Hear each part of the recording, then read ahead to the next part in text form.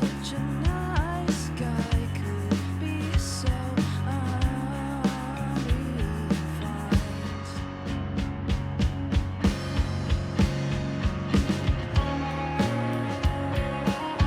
It's like he makes you take a curse.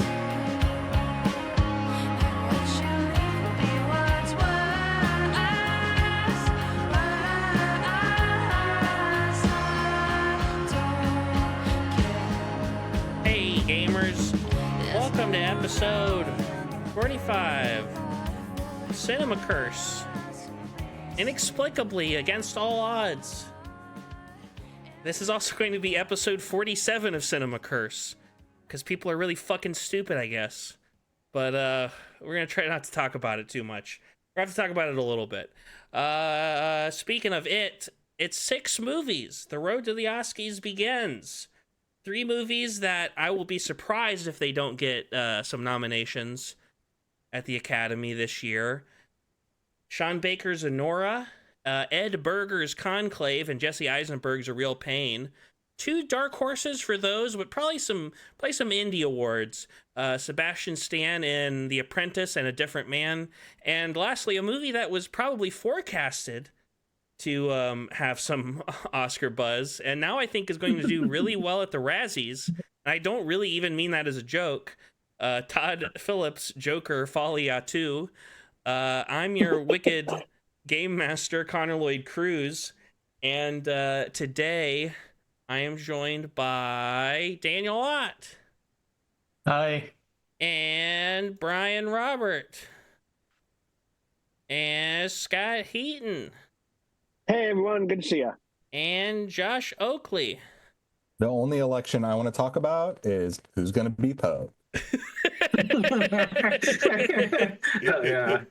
How long have you been sitting on that? That's good. That's good. Honestly. Just all day. Really nice. Yeah. You're using this right away. No, I'm sorry, guys. People have spoken, and we have to talk about it. Yeah. He is the sexiest man alive, and we just have to deal with it. We're Yeah. living in that America now. Maybe the worst decision America made this past month. Yeah, I Yeah. can't think of anything worse going on. Are they just perpetually like a few years behind? Like I feel like coming out of the Quiet as soon Place, as like I he's saw really that, back in the yeah. spotlight. I was thinking, like, is it 2015 already? Like, So maybe in 5 or so years, Dev Patel will finally Yeah. get it. He should have been the Like- winner. Oh, What I remember what like a he hunk. got buff. He got buff for that Michael Bay movie he did, and then he was Jack Ryan for a little bit. Yeah. But like this year, he made It. Oh yeah. Like I don't Yeah, think he was right. in it. Like, really? And everyone loved it. Sexy. Swept the And they nation. thought it was a sexy film. Yeah. Famously. I like that, like as bad as John Krasinski, everyone thinks John Krasinski is. Like he is the good-looking version of the picture of Dorian Gray, portrait of Dorian Gray that fucking Zach Levi is dealing with the last totally. Yeah, absolutely. couple of years. Yeah, I was gonna say like I don't even like necessarily like dislike him. Yeah. I'm like what? All right. But I want to thank Marina Sakamoto and her band Shunkin for the use of their song Curse off the EP She Nods for our opening. It's been 370 days since the strike ended and the AMPTP still sucks. I was going to add something new to the opening. I was going to manifest something. I'm manifesting Ted Cruz eating spicy wings and forgetting to rub his hands off before touching his eyes. And everything else is in his little wiener. Yeah. I mean, that's happened to me before, to be fair. And it got like in the tip, and nothing humbles you more than standing by your sink, just like soaking your penis in a wet rag for like half an hour. But how's everyone doing, by the way? Pretty Pretty better than good. that. All things like I guess so. Like With not, the way this last week is, this is actually a fine conversation to have. So, Yeah, we were you know. going to do this last Wednesday, and we were all like, nope. Yeah. Thank you so much for that. I felt that so deeply, but I was like, I want to be there. I've been Yeah. so flaky. Yeah. So thank you. Connor politely I was texting people on the side, and I was like, I always do that. "You I wanna always go text people for on the it? side, Do like, it." hey, is it okay if we do this next week? Because the vibe is off. But yeah, well, the vibe is back on, baby. And speaking of vibes, our first movie, we're talking about Sean Baker's Anora. Look at these 3 cutie pies behind me. Yay! And who wants to give a summary of Anora starring Mikey Madison? Brian. Brian, take me out of Brian. that. I've decided this. I am going to actually let you guys know. I want to not speak as much this time because I'm just going to fangirl out the entire time talking about it. Oh, okay. Well, I mean, do it. I mean, this is the one of the movies you've seen, to be fair. So maybe you should give the summary. That's true. The floor is yours. The floor is yours. I just stop me if I start doing what I did for Love Lies Bleeding and literally almost go page for page. Do like a paragraph summary of the whole thing first, and then do that. Yeah. So Mikey Madison. Yeah. Mikey Madison plays Anora, and she's incredible. She's a sex worker who basically is just grinding and hustling and figuring life out. The opening sequence is amazing. It's just literally like her pushing and hustling every dude in a strip club to try to get money. It's great. She ends up meeting a Russian, the Vanya character, who basically has a lot of money and a lot of time to just spend it. She gets kind of like completely into his world, and they start kind of like having a client relationship, and that quickly turns into like feelings, and it goes off from there. And honestly, the first half of the movie ends up like they're in Vegas, they're having a great time, there's a lot of fun energy, and then like that's the first half and it stops, and then like a whole bunch of new characters are introduced as far as like the greatest version of like gangsters that I would ever want to see in a movie. That basically forms a whole new thing, and it ends up kind of just being a whole like chase around the city for like answers, and they all figure themselves out in a lot of different ways, but it's definitely hard without going in. Definitely a first half, second half movie. First half is this whirlwind romance between Anora and Vanya, and that probably takes place over the place of like a couple weeks, I'm guessing, is like the vibe you get, maybe like a month-ish. No, I think they even referenced that it's only like even. I left him. Yeah, it's been like quick because like Tora's whole thing is like I left you for like 2 weeks, and all of a sudden you go to Vegas and you get married. But that's the thing is, Taurus, we see him at the New Year's party, and at but at that point he'd already been with Anora for a while. So that's what I mean by like I think from the very beginning of the movie to when the shit hits the fan is probably like in the range of like a month. And then the rest of the movie is like 3 days, basically. I think they're like, as far as this, that second half is, I would break it. I would break that second half in 2 parts, because I think like everything like post wedding to the point that the plane lands and, you know, mom and dad, because that whole thing is its own little, you know, especially for Nora's character, what it does. And, you know, she got to a point of like, it still has the same like, you know? Tempo though, for sure. In terms of like it's like much more we're seeing all the details as opposed to before it's very like collagey and we're seeing like And I feel like if it is a first half second half movie, that centerpiece scene sequence is the fulcrum of those 2 halves. Yeah, absolutely. It's the thing that lets those 2 tones coexist together. Totally. Shane was are you guys all Sean Baker fans? I'm becoming one. I kind of gotten late into it. I watched Red Rocket when it came out, and I just watched Tangerine and Florida Project this last week, which were both, and I'm a big fan of all of them. Tangerine, I got watched with my friend. I actually had a very Tangerine experience recently where I handed off a delivery to like an Armenian shop owner, and he was there with like this trans black woman, and they were like joking around about like I'm pretty sure I ordered that, and I like kind of faint to give it to her, and he's like, no, you give that to me, which is and you know, this is like in the neighborhood that Tangerine is in. I was gonna say that's like very early. I when watching it with my friend Bella, who lives in New York, I was the most annoying person because the whole time I'm like, oh, there, I know there, but yeah, I've become a Sean Baker fan big time. Yeah, I want to check out his. No one's seen his first one. Put me way over the top though. Like now it's one of those like, okay, you are. Like I was always a passively like, of course I'll see it. I love his movies, but this is like over the top next level of what he did. Yeah. I love that he has fun. I've actually seen Tangerine, but I've seen everything else. I saw Florida Project, which I really loved. Red Rocket was pretty amazing, and then this has been great. What was interesting for me, just knowing him and knowing his work, I remember when it came out, it screened at Beyond Fest, and then that weekend there was also a screening like at AMC. So a bunch of people had seen it. So there's a lot of buzz about it. And they're talking about it. And a lot of people were saying like, oh, you know, it starts one way, but it doesn't quite go the way you expected to go. And I gotta say, just being a Sean Baker fan, this movie went exactly what I thought. Like this, I was not surprised. I think what he does very well is capture the mundanity of like how mundane real life is, but how like it can like still be overwhelming and incredible. So like this whole thing was like, yeah, I bet you something like this happens far more often than we're aware, because it's just not our world. But like, it seemed like the real world version of this. And I think that's what he does is very well, is capture like the real world without like showing judgment.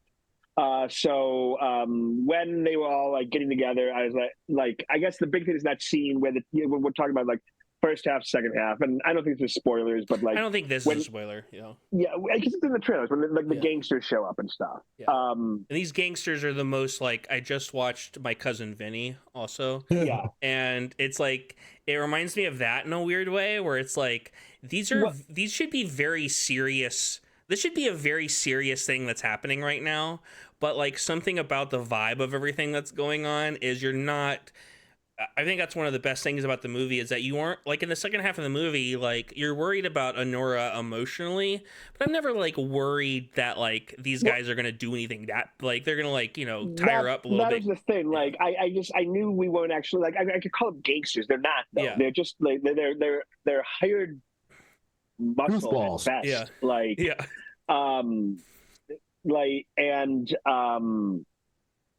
what was interesting is I never thought she was, like you said, I never thought she was in danger. And and that's why I thought that scene was pretty funny. Yes. But Brian, you were actually the one, like when the first time you saw it, you were like, terrible. You know, like, yeah. Well, I think we're just so wired. And, you know, like when you see these movies and you're like, I don't really want to see this happen. Like I just, you know, her just having a bad time. And like once, you know, I realized obviously very quickly what we were going to be doing and not doing. And that's where I loved it. And I think that's what I love so much about this. Yeah, there's not reality based in it, because any real world scenario of this, she probably wouldn't have been in a good situation. Yeah. You know, so I appreciate that, and that's what film I love. You escape into it, and it gave this weird element to something that is like a brain stereotype. I think in the real, like this felt more real world, because like the gangsters we're talking about are characters from a movie, and for sure. These guys felt very real world. Like the one character who seemed to like handle himself. I can't remember his name. Igor. Igor. Yeah. Right Like, yeah, there you go, Igor. Yeah, in the one scene when he grabs the bat from that dude. Yeah, that was great. Yeah. But when you realize it's like, okay, like of the three of them, he's only really there because like he actually can do the shit, and and he has no interest in it. But like if push comes to shove, he is capable of that. Where these other two guys really aren't. This is not what they do. But they're forced in this situation because they have to babysit this child. Yeah, right. Including Kieran. I forget his last name, but he's been in every single one of Sean's films. That's how he Sean even was saying, like, because of that, like that's how he kind of cast everybody else. Because even Vanya's character, like he had never done anything, and it was through those channels that he ended up like finding everyone. Yeah, I like that Mikey got recognized. One of the movies was Scream, like the new Scream movie, which he is very good in. And I love this actor Yura who plays Igor. Like his arc throughout the movie. Don't want to say too much about it, but where he goes, him and Anora's relationship is very contentious at the beginning, and then as it goes on, he's clearly like the one person who's actually on Anora's side. And he's like, I think I've said to you guys, he's the only outsider. Yeah. You know, like, and there's a sequence when they first meet, they're actually both the kind of sitting at the edge of each of the couch, and it's just this. There's a lot of that symbolism of like the outsider looking in, and he was just this amazing. There's a POV the entire time of him, and you go back and watch it, and he's just analyzing. He doesn't say anything. He's just like every scenario, he's just taking it in, and it's fascinating. I think that's where the ending it really pays off. Like for me, it did, anyways. Yeah. thing that's like really unspoken, but I really love about the movie is that's very class conscious.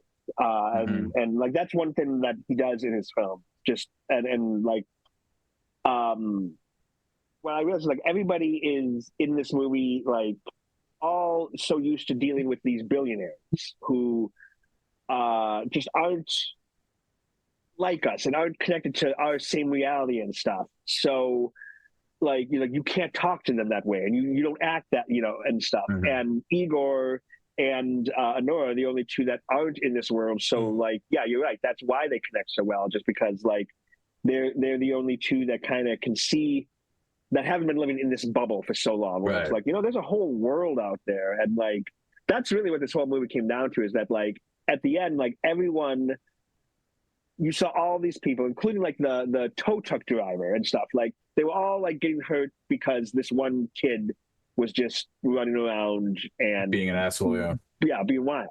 Yeah. Daniel, what did you? I also think, I'm also on the hype train. I also think, beyond what everyone else said, I think like Baker's best thing is his empathy for people, not only to like as like a source of education to like reinterpret, I think a lot of for him people and cultures that are misrepresented in media, particularly in terms of like being like a inherently negative thing. I think he really wants to like understand and make sure people, sex workers, like I pretty much like and like often like not commenting on them directly in like dialogue, but like letting you just live in that world to understand kind of what it is to them.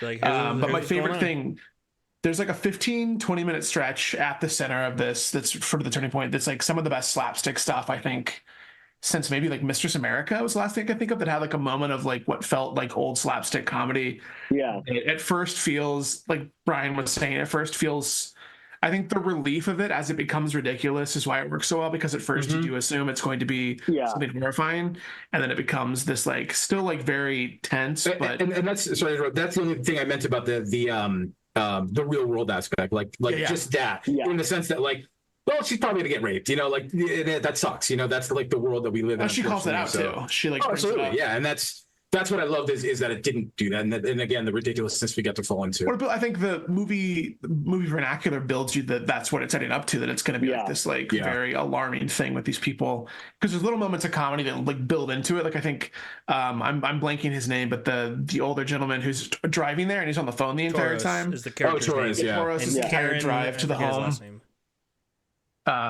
But that bit I think is my favorite little like singular thing. Especially when Mikey and him battle back and like, I have never seen this human, I've never interacted with this human, I'm gonna fucking let this human have it. It's great. Like her character is just by far my favorite thing this year. Like I'm baffled at how great it is, and it's all Mikey. I mean, like I had never really heard her speak or anything like outside of seeing her in films. And Daniel, you and Lisa, we saw it that weekend. We got like a nice Q&A, and just hearing how soft spoken she was, I was like, oh my god. Like she really destroyed this character so much. And I like they were saying like she actually like moved to Brighton Beach and lived there for a period of time so she could really just embrace that whole thing. And the culture with the Russian stuff, it was all there for her. I mean, some of the costume stuff like that she actually wore, just they came from the local shops because of the way that community is. And then, there's that sequence where in the boardwalk where we're going into like restaurants and pool halls and various things that they're looking for Vanya, and he just walked in on those shots, and they did what they did. Like one of them, they were in a party, like a paid event, and they just rolled through and were like, we're gonna do this. And that's why everybody was kind of like, we paid for this, what the fuck is happening? And then immediately after they were like, well, here's we're making a movie, and everybody of course was like, oh cool, great. But that's such a dope thing. I mean, I know he's Scott and I were talking about that, where he is known for stealing shots, and he's, as he said even in one of the Q&As, like as an indie filmmaker you have to, and that's the Vegas sequence alone is completely awesome, because it's completely two humans and just a camera and a dude just going like, let's just fucking yell, let's be crazy. And I love everything about how authentic that feels, because they're actual tourists being like, what is this? And I don't know, it's great. Just another layer of what this does. Yeah. I love that traveling group in the second half of the movie. I love this on the four of them, the one guy with his broken nose just barfing in the car, who's probably he essentially becomes the other outsider because he's so discombobulated, and he is just like dealing with he has like a concussion or some shit, like something's going wrong, like something. I just think he's a bumbling idiot, because even the way Torres is yelling like, you better not have fucked this up and all that, like I think he sort of, that just added, once his nose got broken, he turned into like this weird like, I'm gonna, I want her arrested for assault. I still felt bad. I felt bad for him though, and I felt bad for Toros even in a way. Like it's so funny that actor, Kieran Karagulian. Sorry, he does not have a Wikipedia page, which is fucked up because he's been in all 8 of Sean Baker's films. Which, by the way, Tangerine is his 5th film, not his first film. But he is so funny throughout the movie because he's just like, what the fuck am I gonna do? The fuck? It's great, yeah. He's just like freaking out the whole movie, and it's so funny. And especially because of what he's got to deal with. I mean, you hear these phone calls where he's just like, oh my god, I got to deal with. Like that's the best thing, is knowing what's about to come with that. That like all of these people are just terrified of what's about to happen, and that's when that whole third section where mom and dad show up is just another interesting layer. I mean, without getting into specifics, that scene that takes place in an office. Oh god, it's all about that class power dynamic. And that's what I love, where Nora, like Annie picked up on that the entire time. She knew, like it was one of those, like once she recognized, and I think she realized it literally at the point where like, oh, he ran away. Like when Igor was like, yeah, he's not coming back. Or, he's gone. He went for his own thing. I think that was when her brain started. Because I think somebody who's that self-aware and hustles the way she is, she's not going to just get lost in a fairy tale and stay there. She got lost in it, but then the reality of like, oh, this is not it. And then as you're playing it out, by the time that ending came up, she was ready to just be like, fuck off. And I think that was why it delivered so well, and obviously why Dad loved it so much in that sequence. It was amazing. The dad, I was going to mention the dad is really funny in that sequence. I like throughout the movie. I don't know, we're going to put spoilers up now. Well, I want to say one more thing before we get there, before we get into spoiler territory, which is that I love, this is like the Atlanta Burns of Wikipedia summaries. I was looking at the I always like browse the Wikipedia, just like refresh myself a little bit, and on their summary it just has Annie, Toros, Garnick, and Igor spend most of the night driving around Brooklyn looking for Vanya, and that's it. About that whole, that's like that's like 40 minutes of the movie or something. Like that's they're not wrong. Yeah, they're not wrong. But what I'm saying is, this is a like, there's probably like 8 paragraphs, each with 5 sentences, and that's how much they spend on that entire sequence of the movie, which is funny. But I just think there's a lot of building with that. Like, I mean, as I know the runtime's like, okay, they're just trying to find them, but I felt like every little version of, there was a little nuance of everything where you could feel them growing into this thing that I felt it was actually worth it. Doing, even if it kind of got mundane, it was the simple things. Like even Toros in the cafe. No, I know you're not. I'm just saying this because I know that has been a criticism of it. It's just like it wanders way too much, and I disagree in that. But that's the best stuff, honestly. I absolutely, I agree. It makes the movie. That's when Toros is bitching about young kids and like they don't want to work. That is like the greatest thing, and it's one of those things that had you not ventured and just like played around in those in that whole set of pieces, you wouldn't have had those little moments, because they're so nothing, but they're amazingly well done. Well, I'm gonna toss up spoilers. Bing. The end of the, is anyone, I have one criticism of the movie, and it's not what happens, it's the order in which things happen.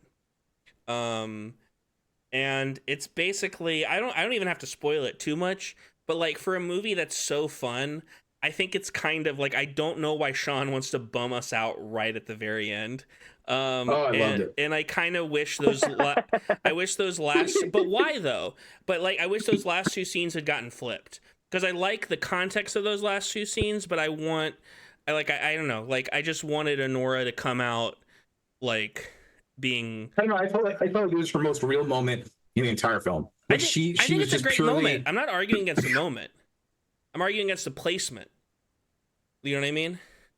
Yeah, but You know, it's see just sort where of you're one of. coming from, but no, I think it was the right call to end it up that way. Like, it is a bummer, but like, yeah, she was treated horribly. Yeah. And I think partially too, because like it was interesting because this entire time I was like, is she really this naive? And I guess I forgot that like, yeah, she's only 23. She's Yeah. a kid.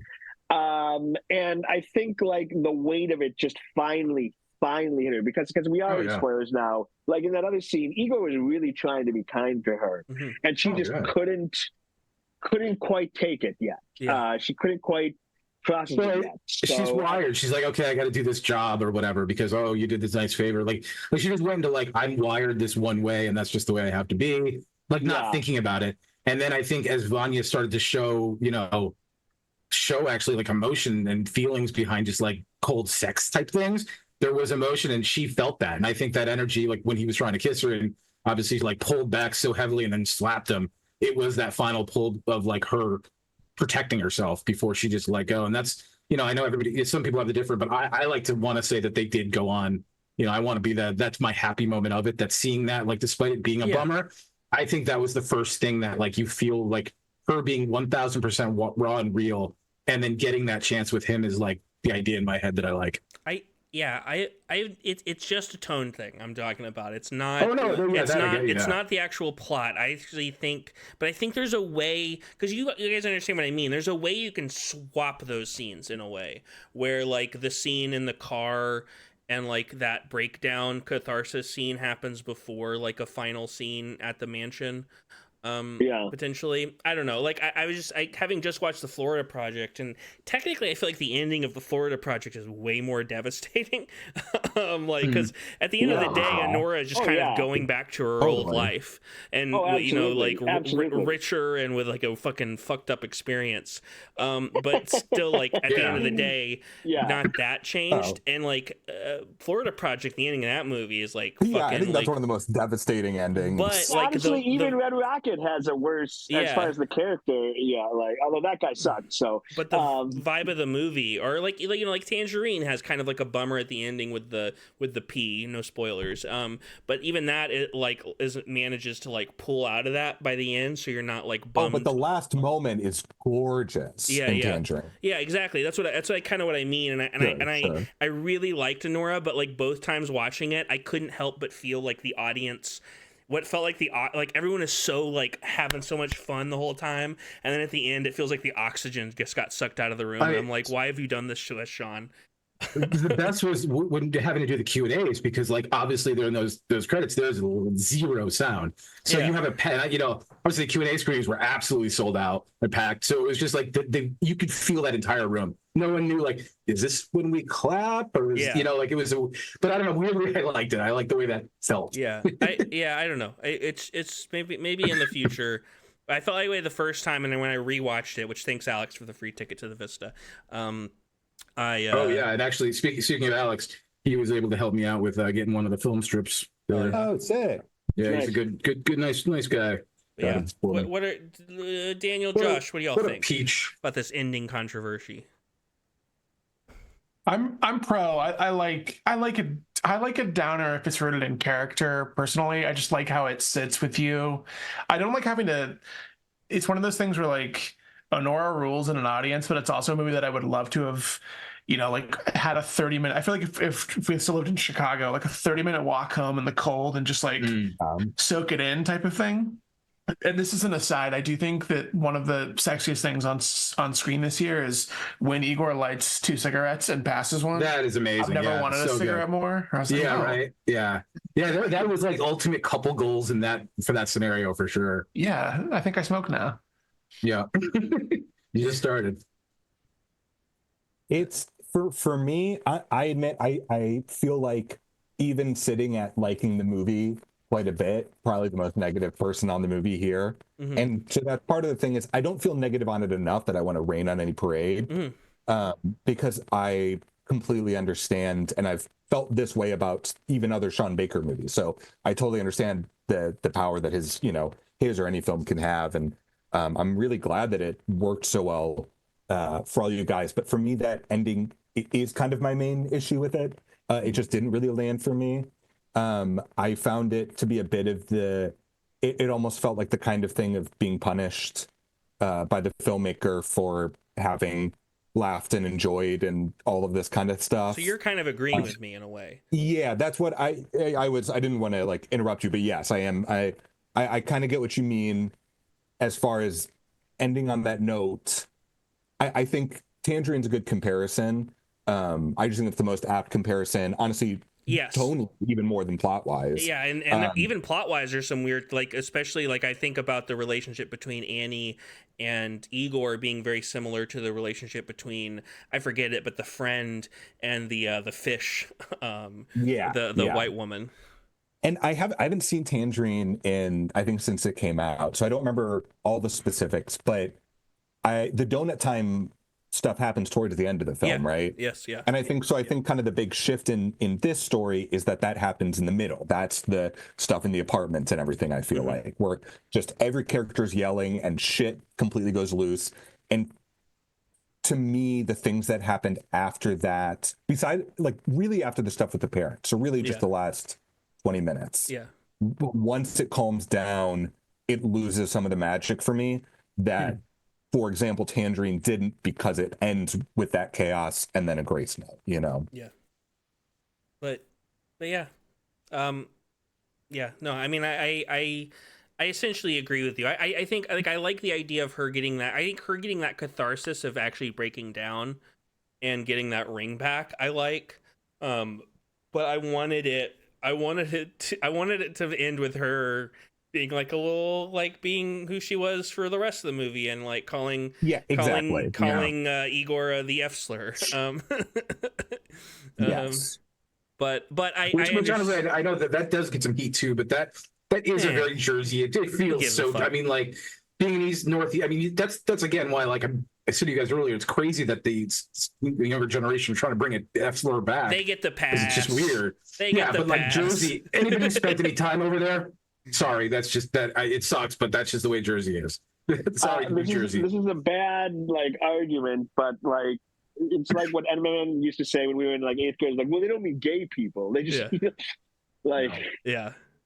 But yeah. Well, that's my thoughts on Anora. I love someone who is like completely positive to have the final say though. Because it is obviously very much so worth checking out. It's obviously going to do well at the Oscars and deservedly so for Mikey and probably some, like, I bet the script for sure. Yeah, I mean, I would love to hear. You don't even have to get into the specifics, but especially Brian, with how moved I know you are by this film. I'd love to hear specifically about that ending, if you don't mind. I know you talked about it a little, but really what that ending left you with, I'd love to hear. I think, again, I forget if we were on yet when I was saying, I think we were, well, Mikey, just her as a human being, like, in a real person, it was just the way she was able to, like, bring out Annie. It was truly like, I'm seeing another human being do this, you know, just because it was, I mean, if you've never seen her, please watch any Q&As or anything, because it's crazy to see such a powerful, strong, fuck everybody, I own this world attitude coming from such a quiet energy. That's what appealed to me when I got to see her real moments. And I felt like as that film progressed, you started to see her break down in different ways, but still, because, like, she's seen some shit. She knows how to handle it. She's going to keep powering through, because that's what you do. And, like, but the more and more it kept building and building, I felt like she just broke down in such a, like everything that the, like, sequences that happened, like, the cause and effect felt like it really was a pattern going through the whole rest of the film.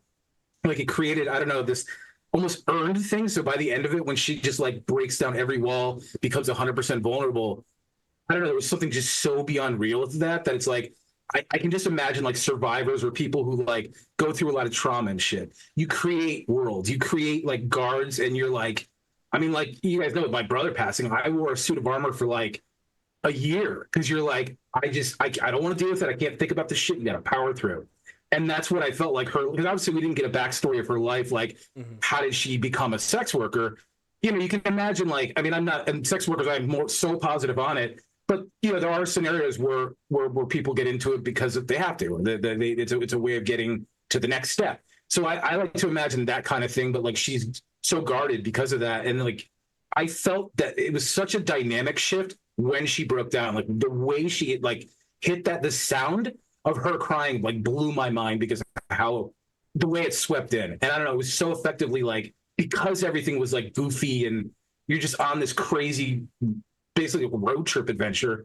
It just, I don't know, it was so real that I didn't expect it as much. So, and it really hit me, you know.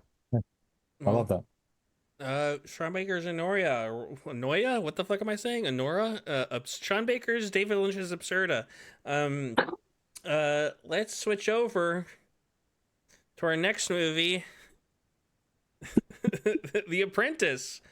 We got this great T-shirt with Donald Trump giving that hawk to us. Spit on that thing, which you can buy. I don't know, at a local bodega. Well, it wouldn't be a bodega. TikTok shop. Yeah, some sort of, I don't know, weird corner store. Actually, like any of the road, definitely would be one of those road stops in the middle of the country. Yeah, like where they're like gigantic and they have like with the separate viewing rooms and stuff, and like for like chilling out and hanging out. Any travel station in Arizona, like the pilots, yeah, exactly. Like anything, like when I drove across country, it was amazing. Where like you felt that energy of like, there's a lot of hate in this energy right now. There's just hate in the air, and then you go in and there's just cubicles of all T-shirts like that. It's very alarming. Is it just me and Scott who's seen this one? Scott, you want? I downloaded it, but you want to take this one? The summary. Yeah, The Apprentice. It tells sort of the origin story of Donald Trump. It's essentially his. Sorry to cut you off, but it's essentially his. It's him going from being a normal rich asshole into being the very specific asshole that he is today. One could almost call that an origin. Yes, exactly. Yeah, that's it. And he is the apprentice in this. The master, the one he's being taught, is Roy Cohn. Are you familiar with him? Like, is anyone like? He's the Angels in America guy. He's the guy who he isn't gay, but he has sex with men. So right, but I mean, like, as far as like our country goes, are you familiar with like I guess for those who are not, he pretty fucking terrible. I mean, like, he was involved with the McCarthy trials, and he was Nixon's lawyer, and so I mean that's just his politics. And essentially, he teaches Donald Trump how to be Trump. You know, there's a whole lessons about like the scene, like his 3 lessons of how to get by, like never deny, never admit wrongdoing, never admit a loss, and I forgot what the attack. Great. Which and Frankenstein story. To me, the problem with the movie was that they chose to make it about Frankenstein's monster and not Frankenstein, because just Roy Cohn just is it's certainly with the context of this movie, a more interesting character. Like, it's just Donald Trump was like you said, a shitty New York rich dude, and now he became powerful enough to become Donald Trump. Yeah, it doesn't really like have a clear story other than like kind of what we were talking about there, because like it kind of loses focus and kind of derails into like Ivanka stuff like in the second half, and it looks good and it's interesting throughout, especially I didn't know, you know, I mean, I'm sure a lot of this stuff is fictionalized, but you know, the fact that Donald Trump seems to really hate it makes me think that it's probably weirdly close to the truth, at least in a vibe sense. Yeah, because there's a lot of stuff in here about his relationship with his family and Ivana and meth that I can see him not being the biggest fan of.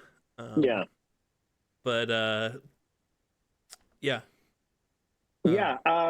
me, because like the whole idea was that like Roy Cohn saw Donald Trump and was like, because Roy Cohn, like you said, it was a closeted gay man. He could only go so far, but like he kind of saw in Trump, like, man, that there's the tall, blonde, masculine shell for my hate. If only that was me. And like, so he taught him that. And of course, eventually Trump turns on him too, because why wouldn't he? And yeah, that to me, it just seems more interesting as if we were to follow Roy the whole time, and just sort of see Trump because you're right, like the backstory of some of the Ivanka stuff was more biography than interesting to the story. Mm-hmm. I didn't like it, you know, and I enjoyed it. It might be worth checking out as a curiosity. The lead performances Sebastian are Stan, really good. Yeah. Yeah, Sebastian Stan, incredible. Just like a truly incredible lead performance as Donald Trump. You know, it wasn't an impersonation. It wasn't like a one for one, but it's like, yeah, that felt like it. Like in the way that like over the course of the movie, because the movie takes place over a course of like 10 or 15 years, you can like, he kind of starts to just kind of, again, like a normal New York douchebag. And then by the end of the movie, he's doing like the hand motions and like the verbal tics and he's gained weight. With him. You know, the makeup's bigger now. He looks like Trump, and name Succession. Why can't I? Jeremy Strong. Also very lead performance. You know, I saw this movie with Anne, and we were talking about how, like, I think some people would make like the easy, like, oh, well, he's just, you know, back in Succession mode. But like anybody who's seen Succession would know that like Roy Cohn would eat his character from Succession alive. Like they're just not on the same level. Like Roy Cohn is who Kendall was trying to pretend he was. So it is different, and he does great. And I like the acting a lot. Like I don't think it came together to like really land anything. What's interesting is the director is not from America. Yeah. And well, it got kind of like punted around a little bit, and people weren't sure if they were gonna like who was gonna make it and stuff like that. Well, the one who did eventually, because he talked about this at Beyond Fest. And you know, it was funny. It was him and the actress who played Ivanka were there. Maria Bakalova. Both non-American, and so they weren't necessarily coming at it from a like we need to like. They weren't necessarily making a message movie. It was just sort of more of a curiosity movie. Yeah. Well, that is you. I get that vibe from it too. Like I didn't watching it and talking about it now. Like I'm not like racked with anger the way I am when I think of this awful man in real life. You know what I mean? Yeah, more than anything, I think what it made me think about Donald Trump was that like he is not an original monster, but he is like an American monster. Like he is the American version of a very global monster. But he like the version he is could only happen in America. And I think that's what it kind of captured. So yeah, I'd like to see it again just to wrap my head around it. But I think my big takeaway with him was my confirmation that not that Donald Trump is good for gay people, but that he doesn't hate gay people the way that he hates a lot of other people. Like, I think he can't really wrap his head around it in a way. Yeah, I think he's just like, I don't give a shit. You like, guys understand? There's all these beautiful women right here. Yeah, like Roy Cohn gets you know, spoiler for real life, gets AIDS and eventually dies of it. And for the first scene he meets him, he's kind of like standoffish. And then there's like another scene where Donald Trump asks a doctor, and he's like, "Hey, can I get AIDS from like hugging a guy?" And the guy's like, "No." And then like after that, like Donald Trump's still kind of a shitty guy to that guy because he's Donald Trump to Roy Cohn, but he's fine with him. You know what I mean? Like he's just like, "Oh, I'll give you a hug and I'll, you know, go hang out with you and stuff." Like it doesn't get like, you know, he doesn't really know how to be homophobic the way he knows how to be a lot of the other things he is. He's not good at it. That this kind of confirmed that even more so for me, where I was like, yeah, he seems kind of fine in that sense. You know, I tell you, I'm glad I saw this before the election because it made me not vote for him again. Yeah, like twice was enough. But after third seeing time's this, the charm. Yeah, and after this, I was like, nope, no more. Enough is enough. Yeah, I'm sort of like, this is one of those things where if I had figured out what this episode was going to be out post-election, I probably wouldn't have included it. Whatever. But you know, whatever. Let's move on to Joker. Folie. Deux. That's how I have it written down. Rick. I was thinking about I keep thinking about the title in the context of like a Scooby-Doo cartoon called Folie à Deux, spelled D-O-O. Yeah.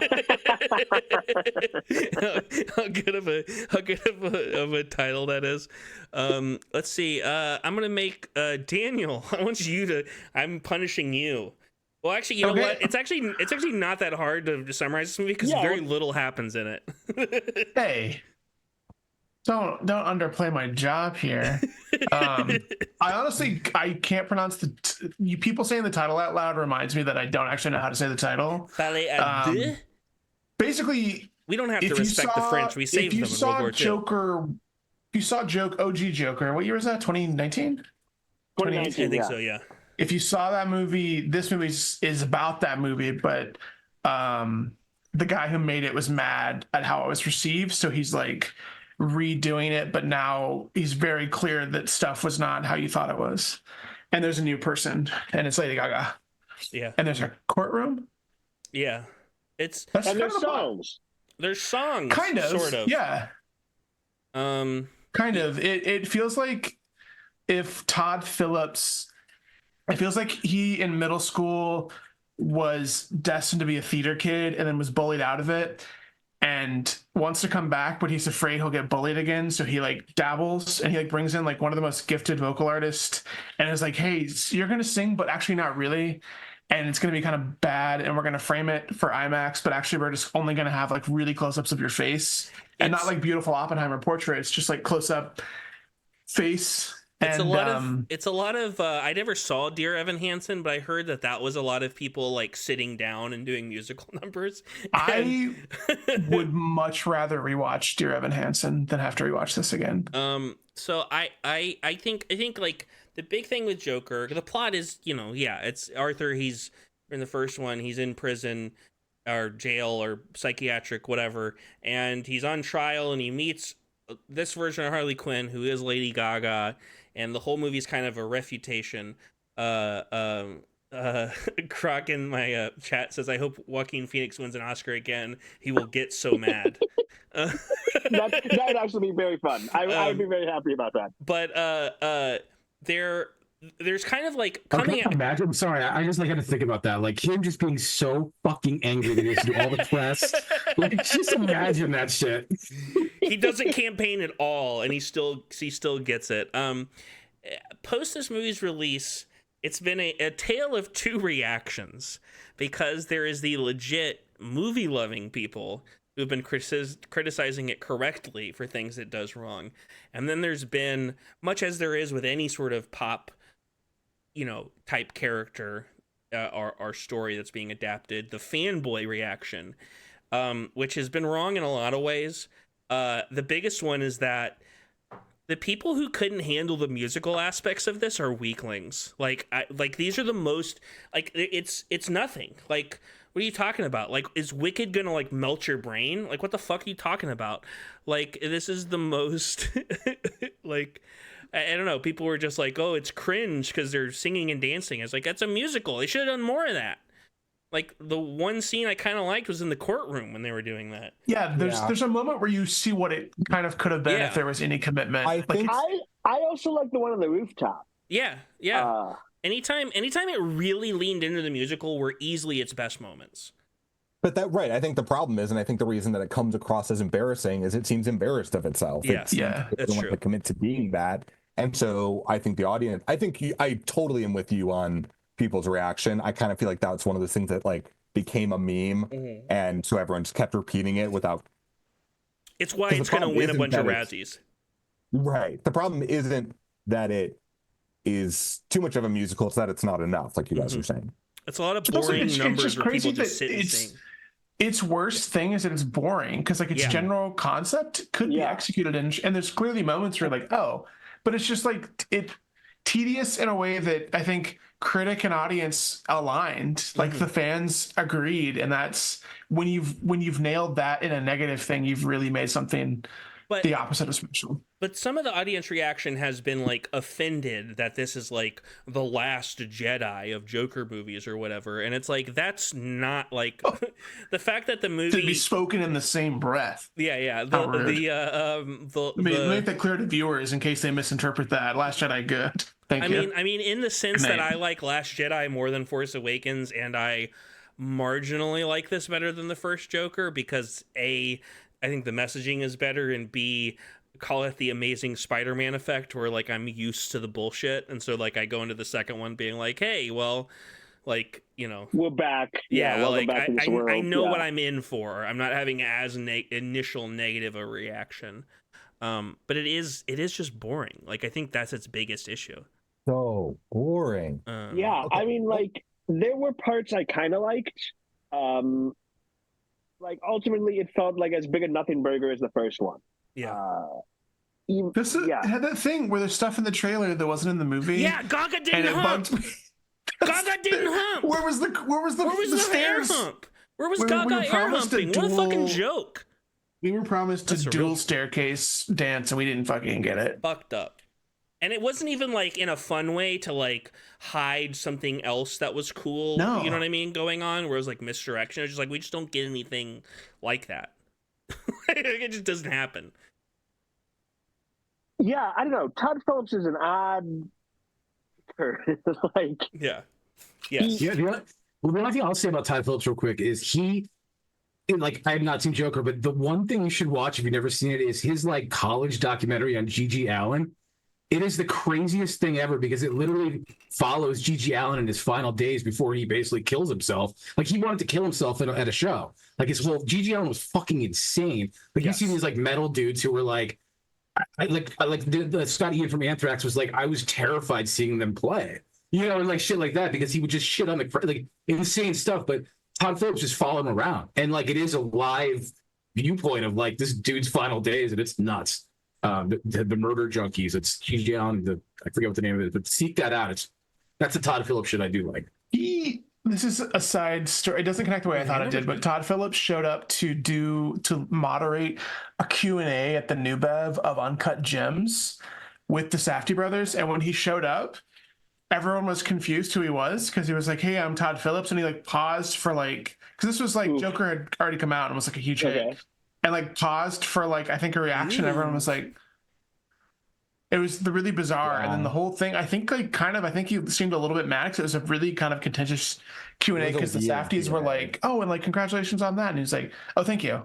Like, just, it was very, Yeah. That single moment inspired Joker too. Yes. Like he was just Yeah. like, fuck everyone. I can't put up with this. he does seem to have like this contempt. Like I kind of enjoy his movies. I see most of them. But there is just some weird like I don't know who he hates, but he just seems to like hate everybody. That's the thing. Is contempt needs a direction. It's the same for me personally. It's the same reason I don't like South Park really, especially like more recent. It's the reason I don't like Deadpool, though obviously that's tonally very different than this. But it's that just like everything's bullshit kind of thing that is just I don't know. I feel like it adds nothing to anything. And when this movie wants to basically be like an essay on the idea of that, that's why it becomes the most boring thing in the world because there's no actual emotion or ideology there's no emotion underneath the ideology. It's just nihilism. Yeah. Yeah, No. and it's too bad because like I actually think technically he's a pretty good director. Like honestly, like say what you want about the Hangover films, they look better than most mainstream comedies do. Like they look like actual film. And all his movies do. And even like some of the musical numbers. I remember seeing this and like one thing I thought is like it's like obviously it would be terrible, whatever, but like if he directed Wicked instead of John Chu, just to, like it would look better. It would look better. Yeah.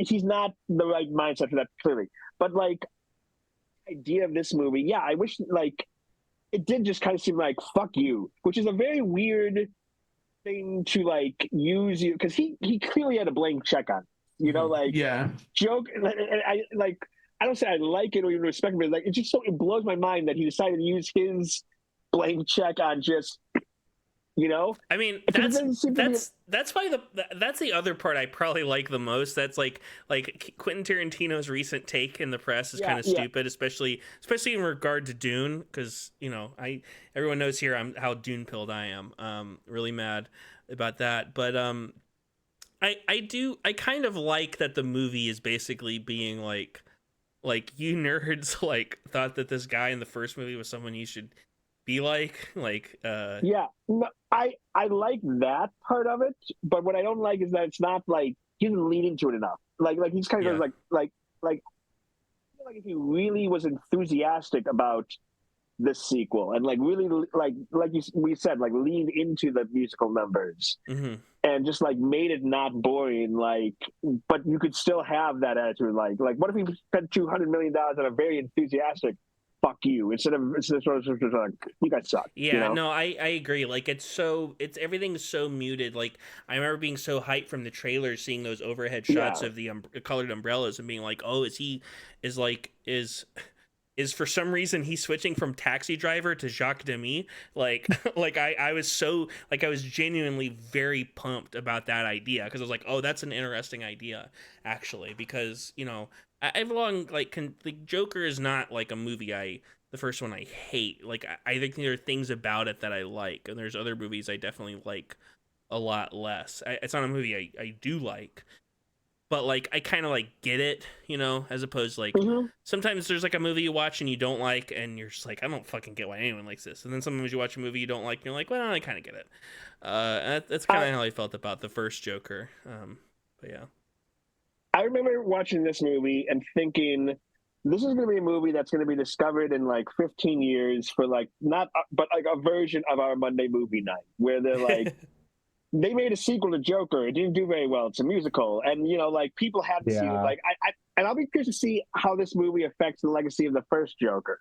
Because I remember when that came out, I remember thinking that's going to be the new Boondock Saints of movies. And that like every film bro is going to have that poster up in college. Hey man, if this sequel diverted that future, and I'm nominated, then it's worthwhile. I just heard was that a nomination for something? I heard like a video clip just play on someone's end. But yeah. Yeah, no, if this movie did anything but divert that future, then we can at least praise it for that. Maybe he deserves an Oscar for that. Maybe he deserves an honorary Oscar. Yeah.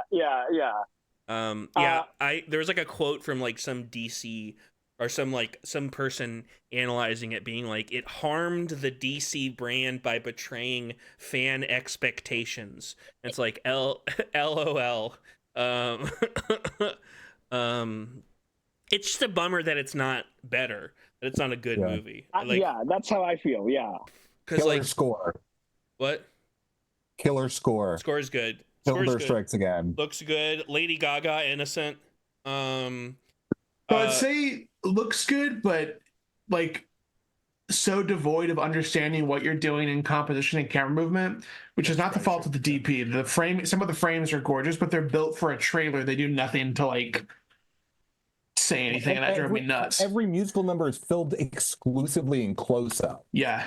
Except the two like in their head or like the rooftop and the court, and everything else is. I don't know. Which are the best scenes in the movie, probably. Yeah. And by the way, I also loved that I was watching this batshit crazy movie on 70mm IMAX. Like that also really did like make me. You could hear the money burning. Yeah, like just like I cannot believe the amount of money that was spent on this really bad movie that no one. Because I was like, who's this for? I went with Josh second weekend, like prime time on a Saturday during Horror Nights. The City Walk was packed, and there's probably 20 people there. Yeah, it was nuts. That second weekend Fallout was crazy. Yeah. Well deserved.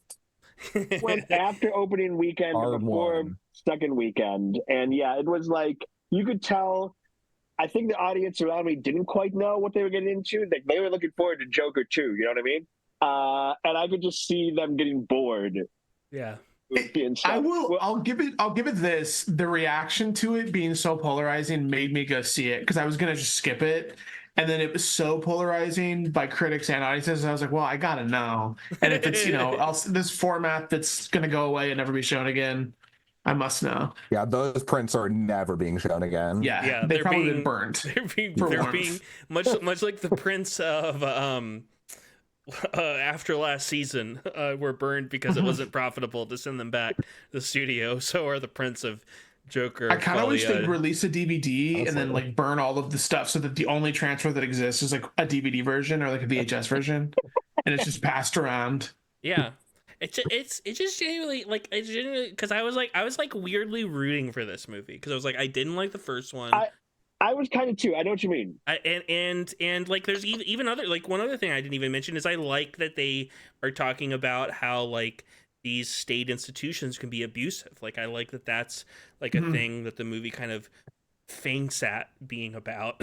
But like it's nothing. It's not my least favorite movie this year. It's not as like Strange Darling is still just like such, I don't know, I think me and Brian are the only ones who've seen that, such a toxic, weird movie that like at least no scene in this movie has Joker like essentially turn to the camera and say, and the Me Too movement was bullshit.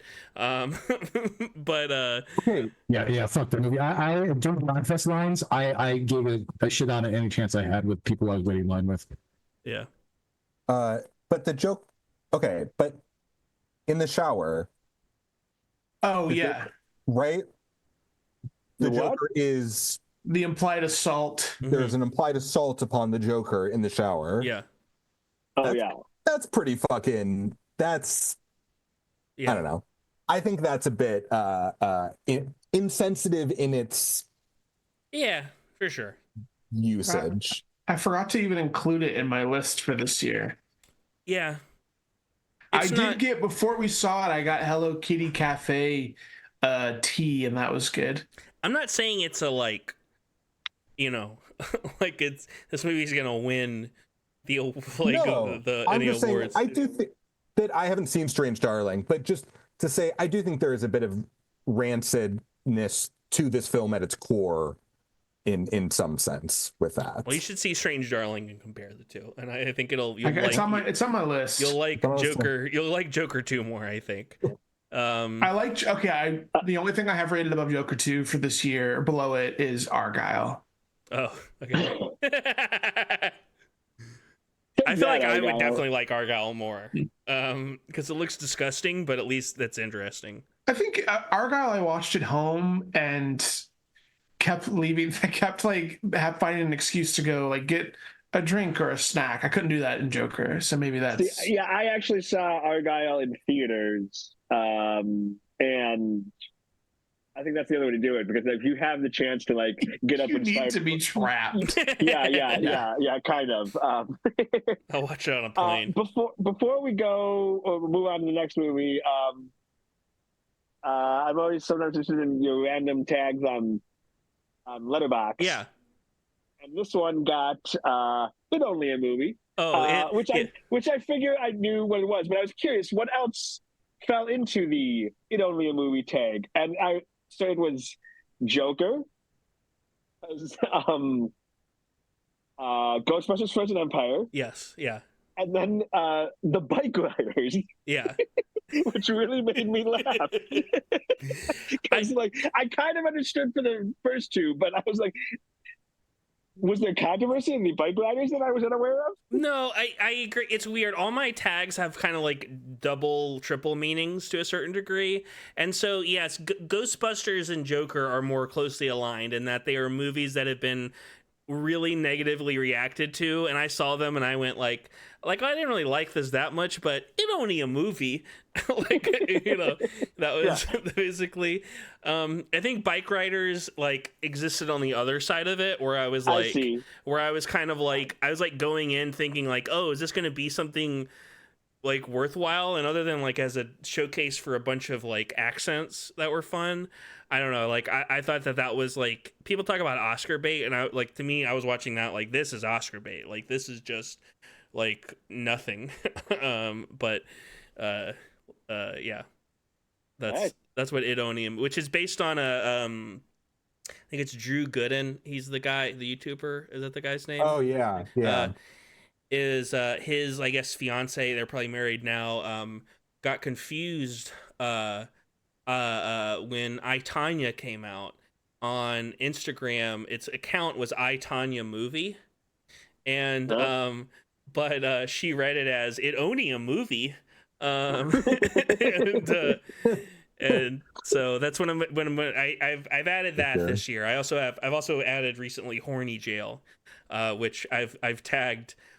I feel that speaks for itself. That speaks for itself. I tagged My Cousin Vinny, which has Marissa Tomei in that role, and The Craft, which has Fairuza Balk in that role, and The Recent Penguin, which has Kristen Melody in that role as Horny Jail. So I think it's self-explanatory. And Twilight, which that was more about the characters should all go to Horny Jail, not so much me, the one watching it. But yeah, everyone done with Joker 2? That got more airtime than any writing I read on it. Oh, really? Yeah, probably. I mean, it's kind of, like I said, I thought this would be the one we would talk about the most because in a weird way, it being bad makes it kind of more interesting to talk about, you know? Which is the something Edwin has never been able to wrap his head around. He's always like, that movie sucks. I'm like, yeah, like, let's talk about it. But speaking of movies that don't suck, A Different Man. We got two guys behind me, Sebastian Stan and Adam Pearson. Here's our second Seb movie. I'm the only one who saw this one. A Different Man is a movie about Sebastian Stan plays a guy who has the same like physical deformity that Adam Pearson here has, and you know, he's insecure and he wants to not, you know, look the way he looks, and he has this idea of a life that he could have, and then towards the middle he gets an operation, like some stuff happens that allows him to look like, you know, handsome Sebastian Stan, and he finds out that it's a really obvious message, but it's just because you look like Sebastian Stan doesn't mean you're not going to still be the same fucking loser you always were, which is especially accentuated by when Adam Pearson's character shows up and just owns it and is just the most charming. Everyone loves him, and he starts even taking over the new life that Sebastian Stan has created for himself. I love this movie. It's my second favorite out of the batch we're talking about. It's very different. It's not quite as like crazy, but it reminded me a lot of the Spike Jonze, Charlie Kaufman collabs from the 2000s, in terms of like tone and vibe. And it does a good job of like what I just described to you is like a lot of the movie, actually. Like the movie takes like its time sort of letting the premise unfold, you know, which I think sometimes can be like shitty, and you're kind of going like, well, where's the act two? But because this is so much like a character study, it works, having this like slow progression of events that eventually leads. It probably like repeats beats a little bit towards the end a little too much. But I really enjoyed this movie. I feel like it might get some indie noms, especially for Pearson. He's great when he shows up in the second half. And Sebastian's really great in it. Great actor. And a really great score, too. A really cool, like, genuinely just look up the A Different Man, listen to, like, the main theme later. Really, like, moody. I've seen people, like, refer to this movie as, like, a noir. And I actually kind of get that to a certain degree. Like, it has elements of that, too. Like, there's this weird displaced identity mystery thing kind of going on, where not so much a mystery, but like, you know, it's fucking weird.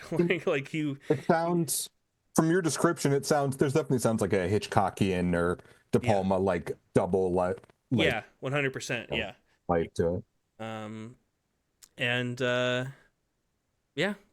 Good movie. I'm just gonna recommend it without talking too much about it. I would highly recommend this one. Let's move on. Josh, I'll have you to describe what happens in Conclave. Okay. I have the Wikipedia page at the ready because I'm terrible with character names. Okay. And I feel like you really need that with this one. So Cardinal Lawrence, Ray Fiennes, is the dean of the Cardinals, and he is at the beginning of the film, the current pope dies, and they need to elect a new pope, and so the entire film's about said election for the pope, and the like main cast of characters, the main contenders for the role are Stanley Tucci as The Bellini, the Tooch himself. And he's like the liberal choice. Yeah, he like wants to make the church more like progress a little, a slightest bit more progressive and try and like move forward and make it more relevant. Then you have John Lithgow as Tremblay, who is just a piece of shit. He's just kind of like the moderate like system or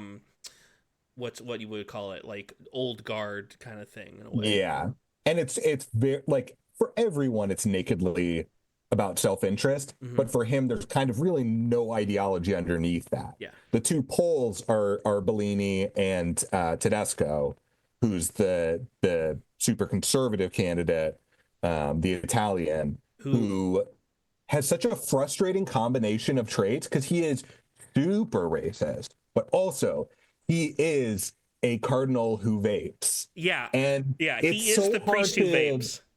It's hard to put those two things together, hold those both in your head. It would be really hard for me to not vote for the priest who vapes. Yeah, yeah, me too. At the very least, I can say that what's his name? Sergio Castellito, who plays him, is fantastic. Yes, at playing a shitty dude who's also kind of cool, unfortunately. But yeah, so there's also a candidate, Adeyemi. I might be pronouncing that wrong, but he's the Nigerian candidate who is like kind of the early runaway favorite. And then the other main person in the film is Benitez. Benitez. So Benitez shows up from so he's he's Mexican, but he's been made like the cardinal of Afghanistan secretly using like a papal and code. He shows up saying that basically the pope before the pope died, he made me the archbishop in Afghanistan, like just like trust me on this. And they do. Ray Fiennes lets him in, and then Ray Fiennes basically oversees all of these people competing with one another. And the most important other person to mention is Isabella Rossellini, who is the head of the Sisters of the Nuns there, and she is obviously incredible. And really doesn't serve quite as much plot purpose, but has like a real powerhouse scene that kind of is the whole thematic base of the movie, and so smart to just bring in a ringer like her for such an important scene. Yeah, especially one where like everything she's in needs to pop, like it has to land, and she kills it. Yeah, 100%. Weirdest adaptation of the Brian Herbert book about the Commission of Ecumenical Translators creating the Orange Catholic Bible. But hey, I'm so into Dune that I was okay with it. I like this movie. It was really fun. Like I liked it a lot more than I did not like this guy's previous film, All Quiet on the Western Front, which I thought was like cartoonish and it's like depictions of savagery and like but still trying to like desperately make me take it seriously, and it's like, well, you're doing stuff that looks like it's in like a trauma movie or something. And this, on the other hand, I thought it had a better understanding of the kind of catty, gossipy nature of like a lot of what was kind of going on in a weird way, without playing it funny or anything.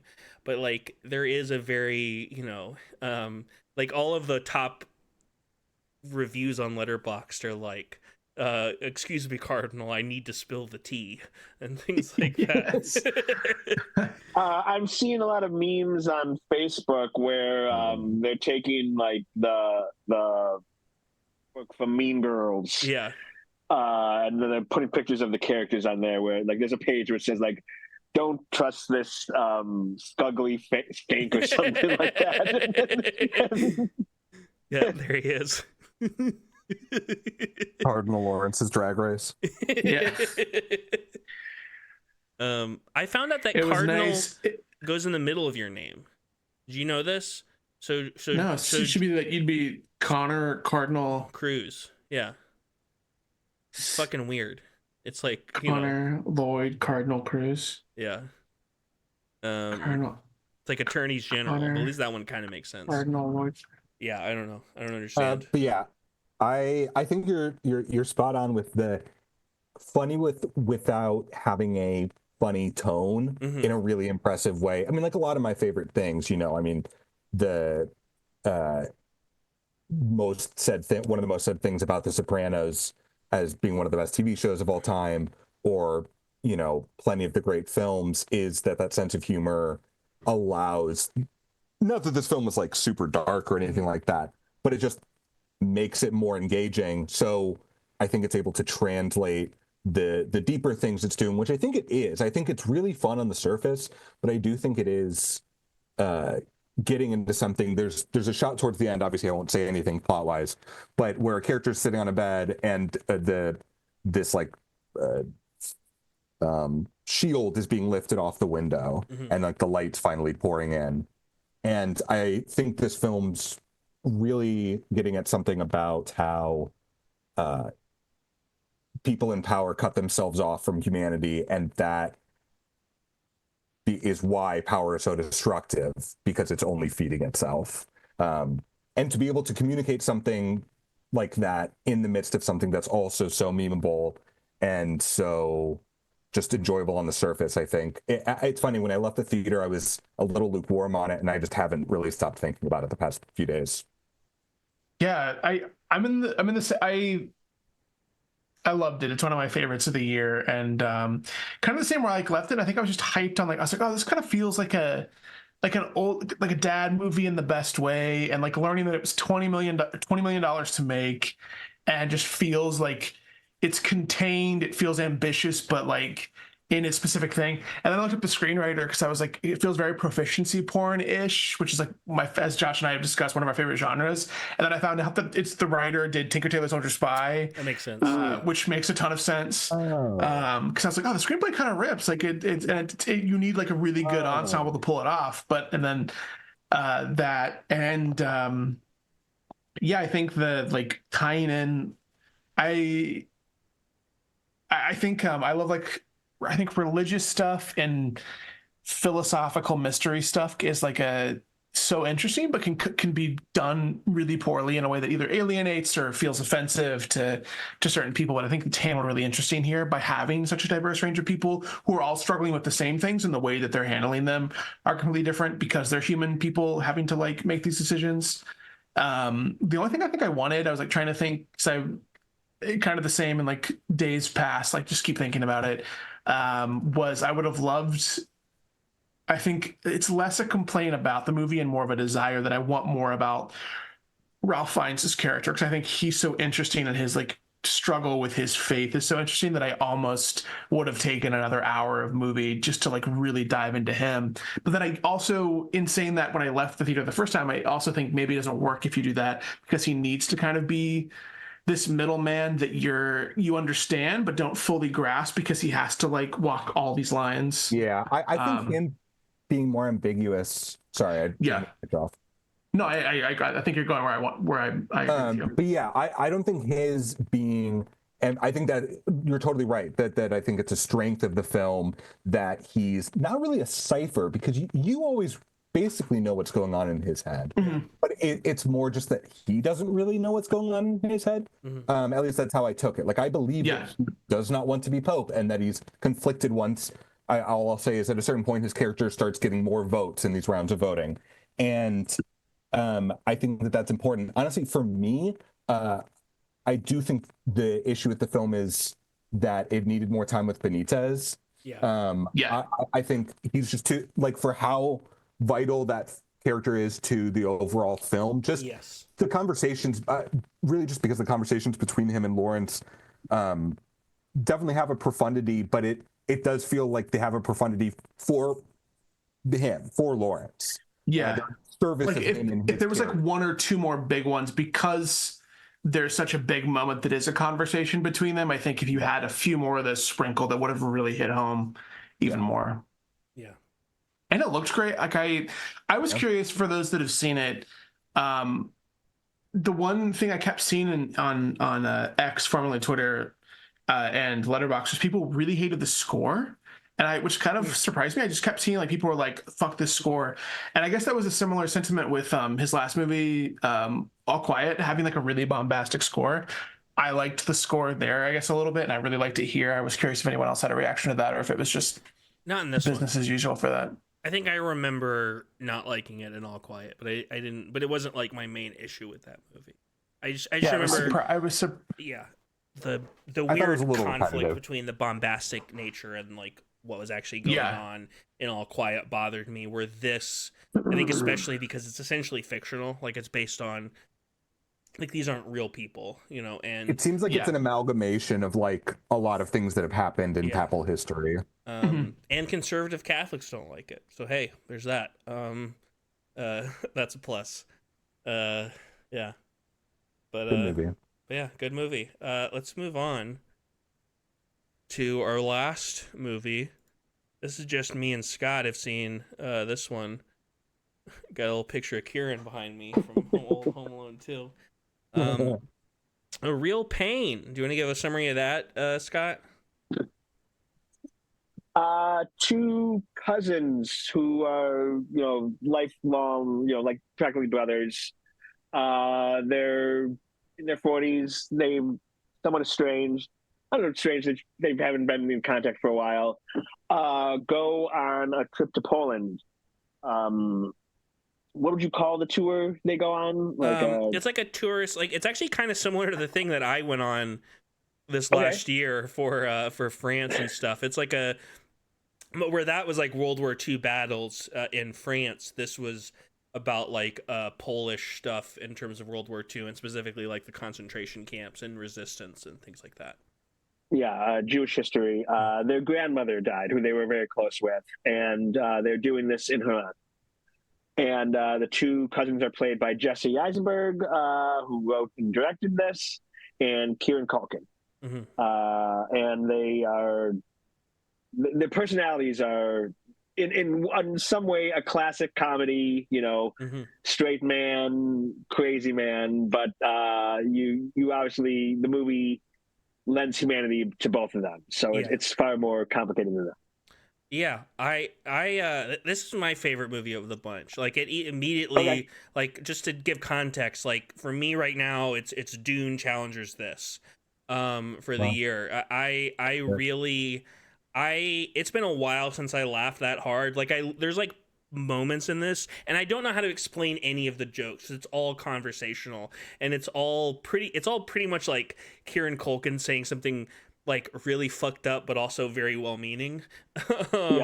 And I like genuinely thought I was being obnoxious how hard I was laughing. But it's also like some of the hardest I've cried in a minute, and reminded me of there's some lines of dialogue. I don't want to get too specific, both not to spoil the movie and not to air out personal laundry, but there are lines of dialogue that characters say to each other towards the end of this movie that are like almost like one-to-one things that friends have said to me at like low points, and it kind of like, it's been a while since something like made me like, I think it was like the first It movie, you know. I think I've talked about this before, about how more so the book, but like when I was young, my brother passed away, and I was 2, he was 3, and I remember reading the It book and like getting to a part, like I didn't even think about how the main character's like brother died, and then like I get to this part in the book that's talking about how like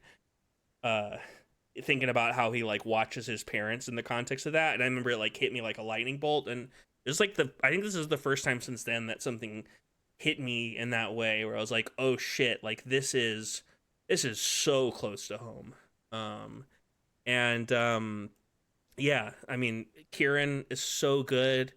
I think I don't know. I hope he's definitely gonna get nominated for a bunch of stuff for this. Sure, certainly. Yeah.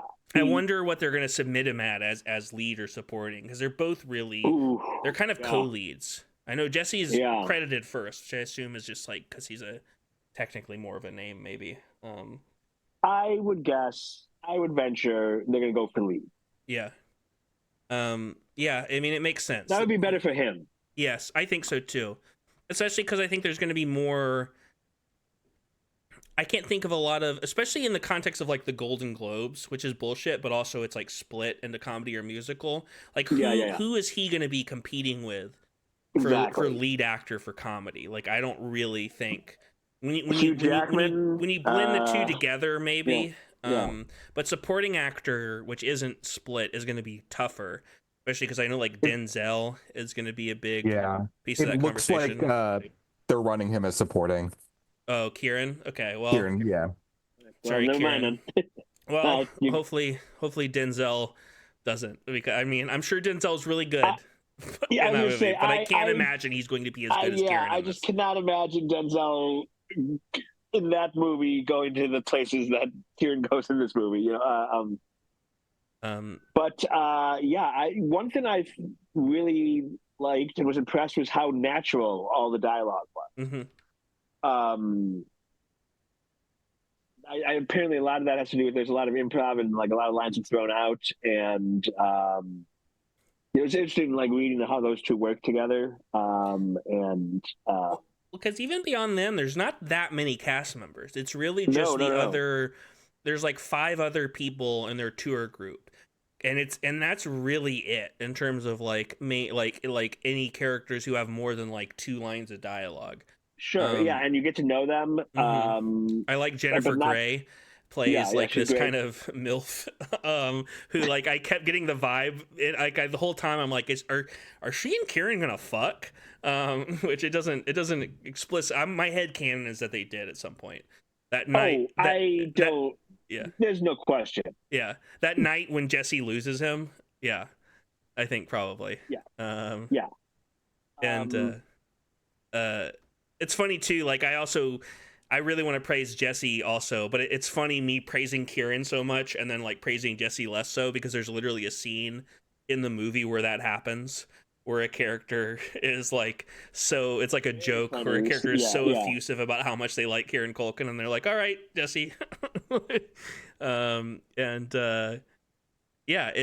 kind of a hard movie to talk about because it's just like convos and good character moments, but it does build to something, and just a great portrait of 2 characters. Yeah, I absolutely agree. I would recommend it. I was surprised, really how great it was. I was not prepared for that. I thought it was gonna be good. I think it's interesting. Same. Like when the movie started, because I saw the trailers and like the title "A Real Pain," so I figured that it was like, oh, this guy's in a real pain, Mm-hmm. But like the first shot of Kieran just sitting in the airport waiting, you see just like in his eyes, and everyone's like, "Oh, this is about a guy who's in a real pain." So I feel like it's interesting how the title works on both those levels. Mm-hmm. Like it was just like, oh, I was not prepared for that second level for this movie. But it's really, really great. It's some really beautiful stuff. And with like, especially, I can't connect as I'm not Jewish, but just some of the that stuff's good too. Was that's really like a whole other done. thing. Yeah. Like the sequence, there's like a not like a long, but like a sequence where they go to the one of the concentration camps, and it's like it's like gut wrenching in a way. And and even some of the conversations about like, and kind of reminded me, just not the same level, but they had a conversation about how guilty they should feel and like where should they be sitting in first class or whatever. It reminded me kind of that. And how like there's sometimes like things weren't up to like par of what they should be, and you were just kind of like Some people felt that like, oh well, like imagine what these people went through, and your mind was like, we're on vacation. Yeah. Like this is not war. In fact, this is in fact a vacation, and you are in fact a tour group. Yeah. Yeah, we do not need to be suffering.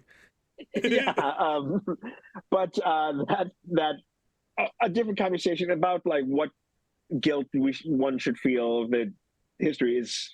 Yeah, I thought that stuff was really interesting, and probably more difficult to put into a movie. Yeah, but he found a great like delivery system for that with this great character story. So yeah, I'd recommend it. Like I said, in 90 minutes. Can't yeah, go wrong. man, it flew by. Yeah. But I think it's time to move on to Connor's Wicked Games, sponsored by Chris Isaac. Like Jigsaw, every week I like to play a little game. This week, who and what and what and when and who else? I'm gonna read 2 character names that were played by the same actor the same year. Y'all have to guess first the actor, then the 2 movies, then the year. Each of those is worth 1 point. One person at a time will get a chance, and then if you get something wrong, it'll go to the next person, and we'll switch up each question who starts. Also, after guessing the year, y'all can attempt to guess at any other collaborators that the 2 projects share, because they all have at least one other person that they share. These will be worth a varying amount of points depending on how hard it is. If it's someone that I think is really obviously connected, it's 1 point. If it's like a name I recognize but not obvious, it's 2. And if it's a name, none of y'all are going to get any of the 3 points one. So there's no even like yeah. Well, is it like caterer? Basically, yeah. Set deck. There are 3 catches. First, a few of these, I think, I won't say exactly how many, are off years, meaning the 2 movies did not come out the same year. If something is off years, you can guess that part out of sequence, and it's worth 2 points. Second, while most of these actors are like A-list, my mom would know who this person is, there's a couple people here who aren't really like A-list actors, but you will know who they are. And to be fair, other than one of them, my mom would also know who they are. And lastly, there's another asterisk too, but I can't really, it would kind of give away some of the things. But we're going to start with Scott. Scott, why are you laughing? Are you just... Because I'm trying to still like. So what are we doing? it'll make sense as it goes along. Which actor? Yeah, I was kind of like, I don't want to hear the name because I just need to hear what we're doing. So sorry, Scott. Yeah, maybe we'll do round one. Like... Scott. So this is only Scott's answering right now, and once Scott gets something wrong, it'll move on. So Scott, which actor played Stanley Ipkiss and Ace Ventura the same year? Jim Carrey. That is correct. Can you name those 2 movies? The Mask and Ace Ventura. Yes. Pet Detective. Yes. Thank you. I was going to insist on that. And what was the year? 1994. That's 4 points for Scott. And can you name the prime year for like transphobic film? I'll tell you. Can you name any of the other collaborators? There are 6, and one of them, 5 of them you will not get. One of them you could maybe get. So, like, these people are in both, or like, no, Anybody else have any guesses on who would be between those 2? The only name here I recognize is Don LaFontaine, who's like a very famous voice actor who's apparently involved with both. But Josh, we're gonna go to you next. You're gonna start this one. Okay. Which actor played Fantine and Selena Kyle / Catwoman the same year? Anne Hathaway.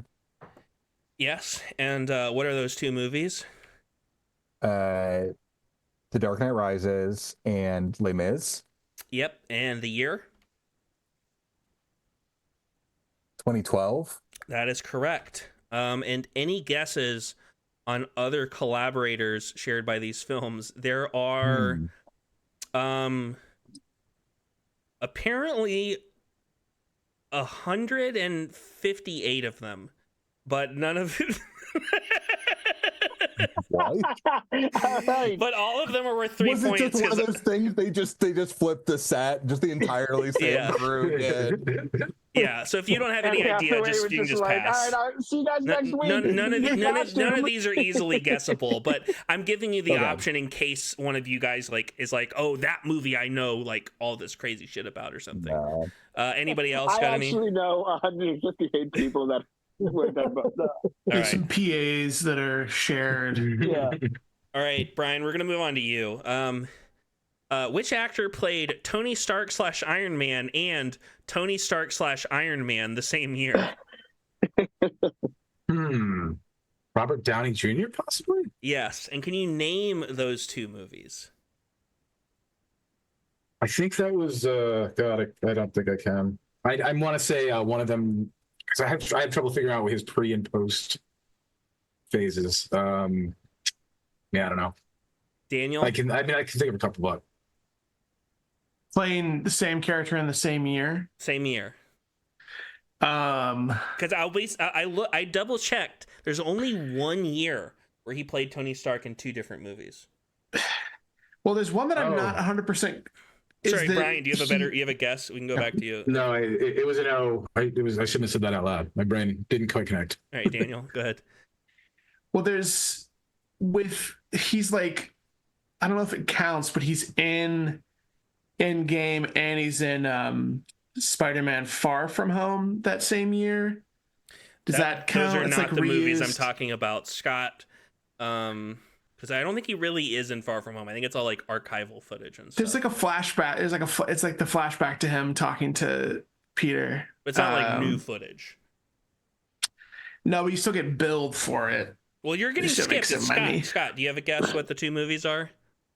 I'm going to guess Iron Man and the Incredible Hulk. That is correct. What year was that? Nice. 2008. Yep.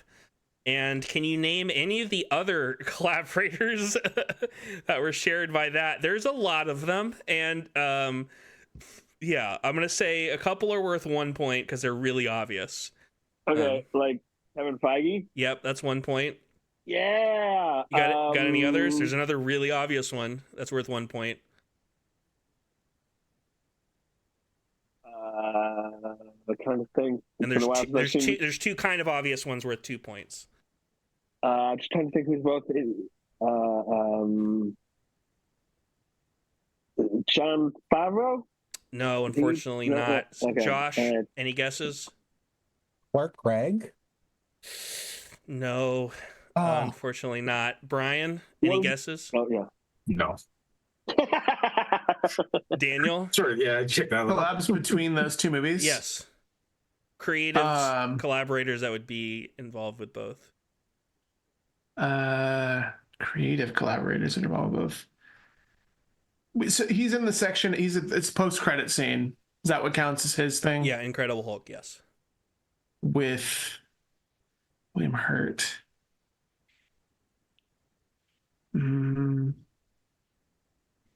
I can't think of any off the top of my head. All right, I'm going to Can bonk. we come back to me? I just thought of one. I'm sorry, the way the rules work. I'm sorry. Do you want to say it for pride, though?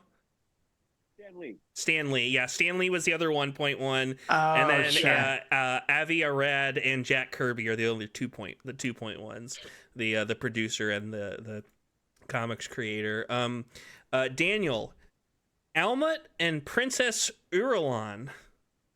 Which actor played those 2 characters? Sorry, one more time. Almut and Princess Irulan. Helmet? I don't know what does that mean? What is that? Is that a word? Princess Irulan. Erlon. Princess. Or maybe put this one at a higher place. It sounds like a Galaxy Quest name, but I'm not confident. That's true. Princess Earl. I do not know. Scott? No, I have no idea. Josh? No idea. Brian? I plead the fifth. Well, I definitely should have done this one later. Y'all should have taken into account how Dune-pilled I am. That's Florence Pugh in We Live in Time and Dune Part 2 from this year. Scott, this is back to you. Speaking of Dune-pilled, who played Zeffirelli B and Paul Atreides the same year? You got a 50-50 shot. Yeah.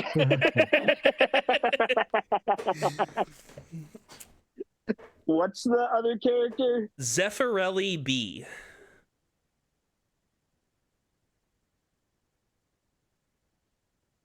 Kyle. You're going with Kyle. Sorry, Josh. Any guesses? Wait, what did he say? It cut out for me. He said Sorry. Kyle MacLachlan. Oh, Timothy Chalamet. All right. And any guesses as to what those movies are? You got a 50-50 chance with one of them. Another 50-50, right. Well, But I I'm think trying it's to more think. than that. Like you know, half is it? Like, Well, but I don't know which one because I'm not sure what that other name is personally. Yeah. oh, for the year. Sorry, we're talking about the Southern year. Yeah, I thought you did movies. Oh, Well, Andy has to say Dune Part 1 or Dune Part 2. It's not both of them. That's true. Okay. Make a guess. I don't got one. I mean, wait. What's the next thing to guess? Just the movie. Well, the movie names. Yeah. Okay. Dune Part 1. That is correct. The other movie, any guesses? Zeffirelli B. No. Brian? Nope. Daniel? Dune Part 1 is correct. Yeah, the Dune Part 1 is correct. You're trying to guess the other movie, the Zeffirelli B. French Dispatch. Correct. And what year is that? Nice. Is that 2021? That is also correct. And Nice. any guesses about the 5 other 3-point collaborators? These are y'all aren't gonna guess these. We should just move on. Yeah, because Leah Sedou's not till No, part Part 2. 2. We're gonna move on. Unless people have if people have ooh, I have knowledge about that one. No one's gonna get that one. Josh, narrator / computer and Laurie Strode, which actor played those two characters the same year? Jamie Lee Curtis. Yes. And what are those two movies? Man. Now this is way more than 2. Okay. Narrator / computer. I don't know. Halloween 2018. Brian, I do not know. you don't want to take a stab? No. Daniel? Okay, it's Jamie Lee Curtis, Halloween, first original. Wrong. Scott? Halloween Ends. No, unfortunately. This was in 1981 at Halloween 2 and Escape from New York. Which those have some pretty obvious other shared collaborators. Yeah. But we're gonna move on. Brian, who played Natasha Right. Romanoff / Black Widow and Nutmeg the same year? Scarlett Johansson. Okay, and do you know those two movies? One of them was a Marvel of some sort. And then Under the Skin, that same year? No, Daniel. 2018 Marvel. Because I know Nutmeg is the fucking dog. So it's the other Wes Anderson. Oh, sorry. No, yeah, Nutmeg was the other. Isle of Dogs. Yep. But what Marvel movie? Sorry, I did my year first. That's what clicked me into it. I think Age of Ultron. No. 2018 is just 2019's Infinity War. Right? No, that's is Infinity War's 2018. That's my guess. That is correct. Right? That is correct. Endgame's 29. Okay. Pandemic's 2020. And you have the year right. And any other guesses on other collaborators between those two movies? There are no obvious ones. So Okay. Hi. Hi, Kev. Oh, it's Kev. Kev break. Kev. She came to help. And we're pinning. Can she please help me with this? I need some help. Daniel, you're gonna start this one. Which actor played Jimmy Livingston and Donnie Darko the same year? I assume Jake Gyllenhaal, but wasn't there a Donnie Darko sequel? You are correct, Jake Gyllenhaal. What's that called? Okay. What are those two movies? It was like S Darko, I think. Mm-hmm. Samantha, Oh, yeah. about the daughter or the younger sister. I mean,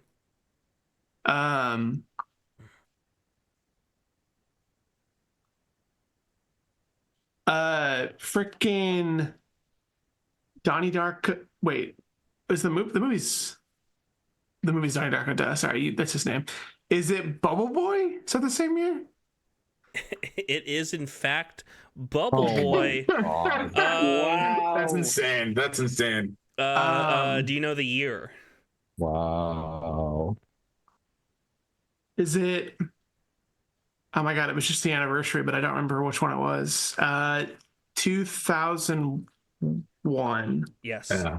Yep. It's Okay. a year I'll never forget. Thank you. Well, that's the thing. I remember that year because obviously the Donnie Darko was the worst time for that to ever come out. Right after 9/11.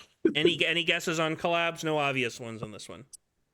Is Maggie Gyllenhaal in both? No.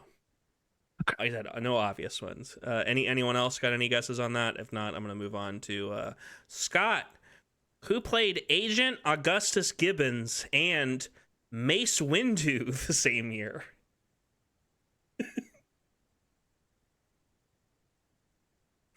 Thank you.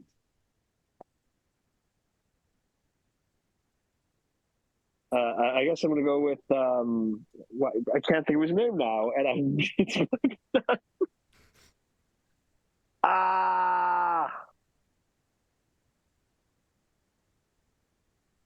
I'm going to kick myself. I can't. Yeah, I'm just wait. You're blanking on his name? Yeah, Josh? I'm absolutely blank. Samuel L. Jackson. Yes. And do you know those two movies' names? Man. Can you say the not Mace Windu name again? Agent Augustus Gibbons.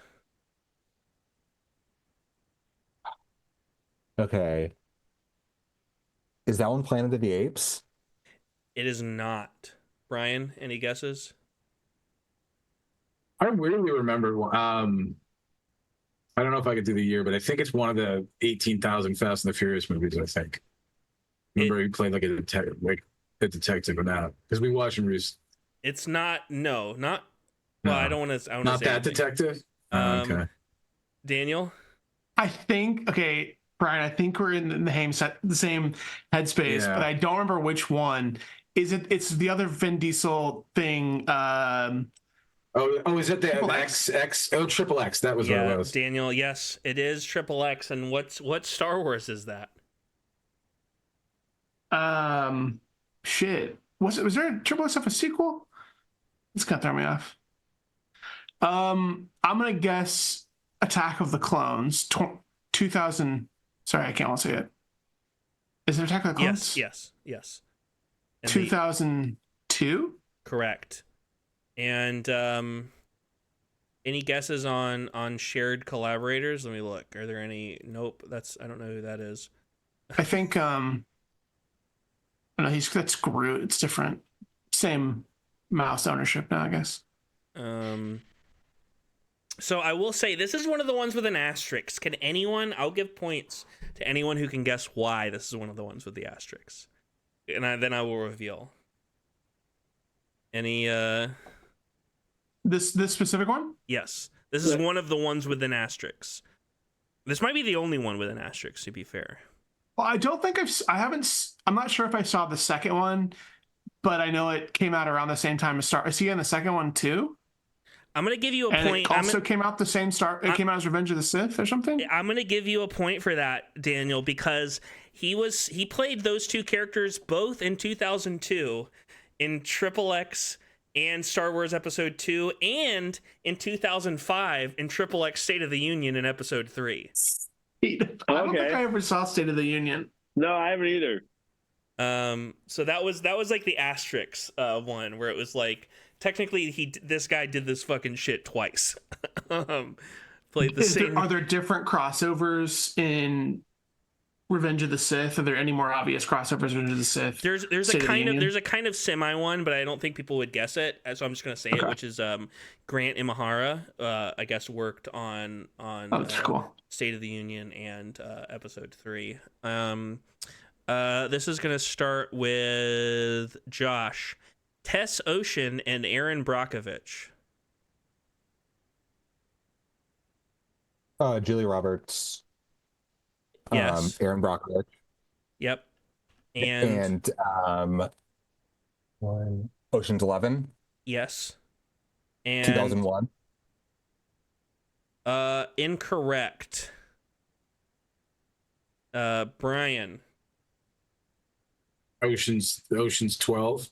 That's a sequel, right? No, it's the year that he got incorrect. Oh,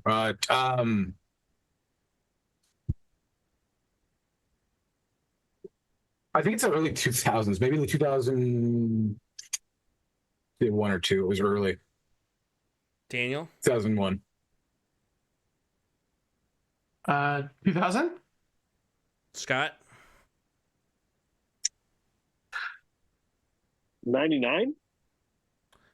So this is one of the catches I said earlier. This was off years. She never played these two characters the same year. Okay. And so technically she played it a couple times, but Josh, you still got some points from that. Brian, Laura Lonowski, and Vice Admiral Amelin Holdo. I have no idea. Like my brain, like honestly, like I'm just like not even gonna go try to think about it. Daniel, I know you know. It's gotta be Laura Dern. It is Laura Dern, yeah. Mm-hmm. What's the first name? Laura Lonowski. It's The Last Jedi. What's the other movie?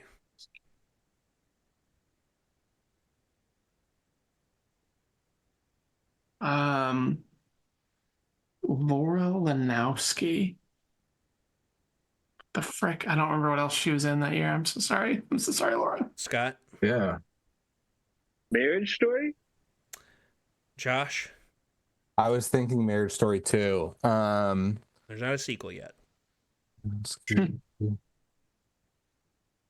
Adam Driver just punching more walls. Give it time. He'll screw it up with Greta 2. And then...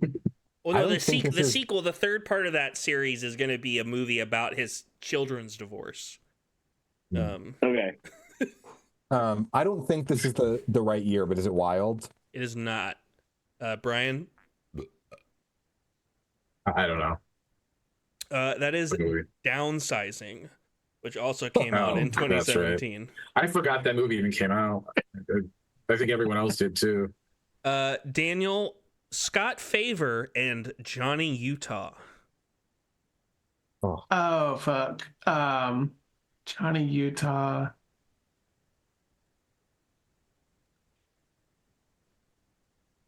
Is it absolute brain fart? Is it Nicolas Cage? It is not. Scott?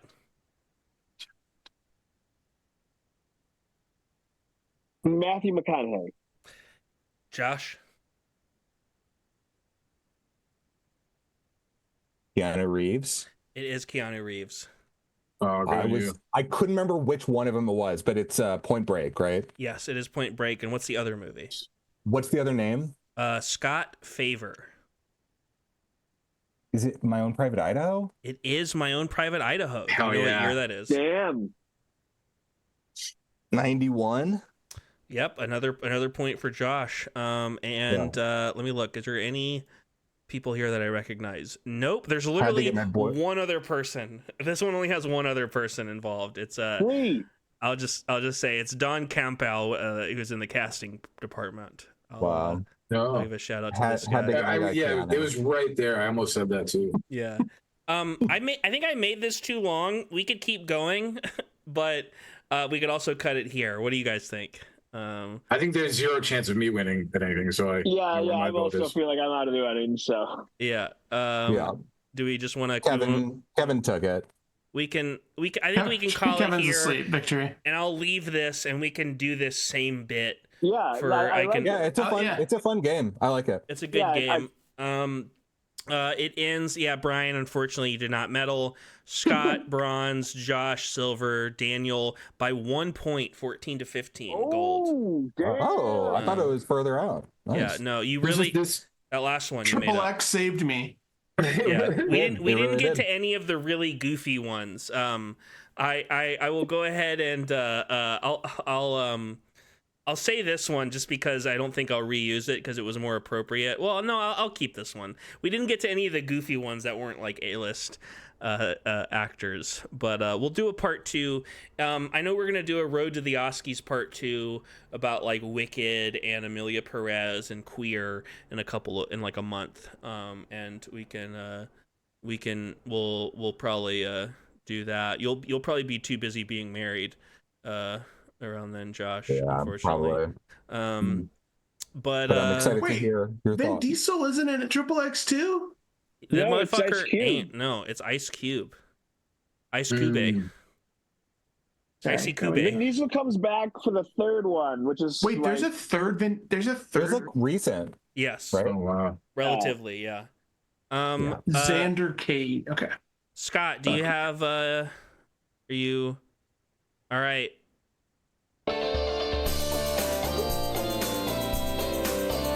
Hey, welcome to Scott's Comic Corner, brought to you by Eric Clapton and Arkham Asylum. A couple of new releases this week. We've got Psylocke's getting her own series. It's going to be an ongoing one. I haven't got a chance to read it yet. It just came out today, but it's more from the Ashes storyline, the X universe. We've also got Absolute Batman #2, which I'm looking forward to read. I have not gotten a chance to read that one yet either, but I enjoyed the first one very much. So I'm looking to see where the series goes. Yeah, that #2 is in my pull box. A book I have read, or an issue I have read, Absolute Superman #1. I did not love this one as much as I've loved the other two Absolute ones. Connor, I know you read this one, right? Yes, I did. And you seem to dig it. Yeah. Yeah, I mean, I guess, like, for the other two, I felt like I knew what they were doing as far as, like, okay, that's definitely Batman. Like, especially with Absolute Batman. I remember thinking, like, yeah, that it still feels like that. Mhm. And have you read all three? I have, yeah. I have. And not with this one. Absolute Wonder Woman, I'm not as familiar with Wonder Woman, but she does something with she usually loves to defeat to fight the villain, right? Something like that. I can't Something like remember. yeah, and it's like okay, that's still Wonder Woman. This one, I feel like we're gonna get there, but I don't feel the full Superman of it. Yeah. Where like like I always say like it's the same but different. That's how I describe it to people that don't read comics. What this whole Absolute universe is. Yeah, if people, if I don't know, Josh and Daniel, if y'all have been keeping up with this, but yeah, the Absolute is basically DC doing kind of like their own Ultimate Universe, except instead That of would it, be the easiest way to. Okay. Yeah, that's yeah. but it's like extra different, I would say. And it's by Jason Aaron, who's currently writing the Teenage Mutant Ninja Turtles run. He's clearly a fan of the slow build. That is also a series where, like, we'll find out where each turtle has been. Each turtle gets one issue and stuff, and we're not going to like get the full story until they're all together. So I'm still going to keep reading this one, but I think it was wise to make this the last of the three because I was definitely the least enthusiastic about this one. So is the idea that in each one of them, like one crucial thing was different in their backstory or something like that? It's not. I wouldn't say one crucial thing. Okay. It's more like just an alternate universe where there's more villains than there are heroes, Yes. and the heroes seem to come from a place of disadvantage. Yeah. Okay. So Bruce Yeah. Wayne is not a billionaire. Yes, Bruce Wayne And- is and he's like has this. He lives in like a like a poorer part of town, and he's like buddies with characters that we know will end up being like Killer Croc and the Penguin and stuff. And Alfred isn't his butler. He's like this like assassin who's been like brought into town and who's like observing what's going on with Batman.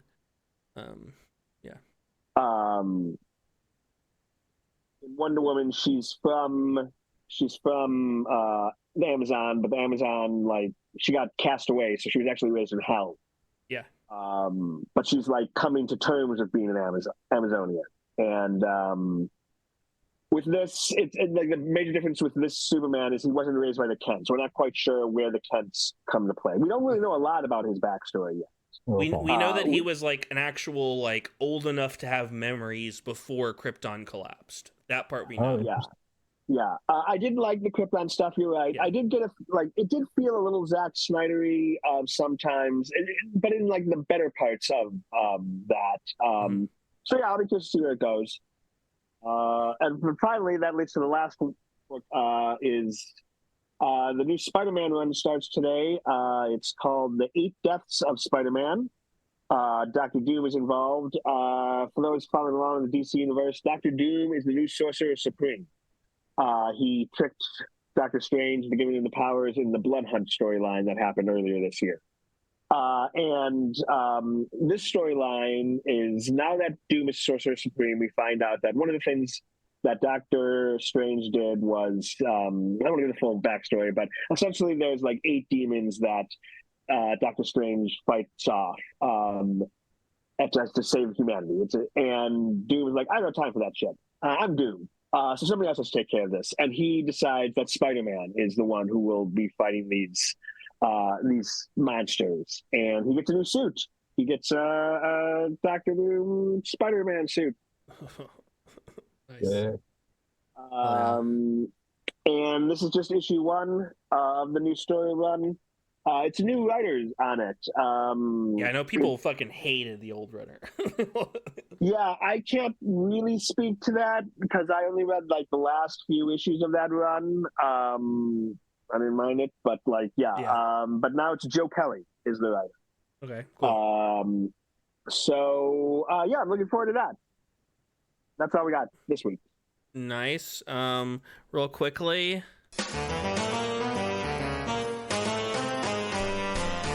Frasier time.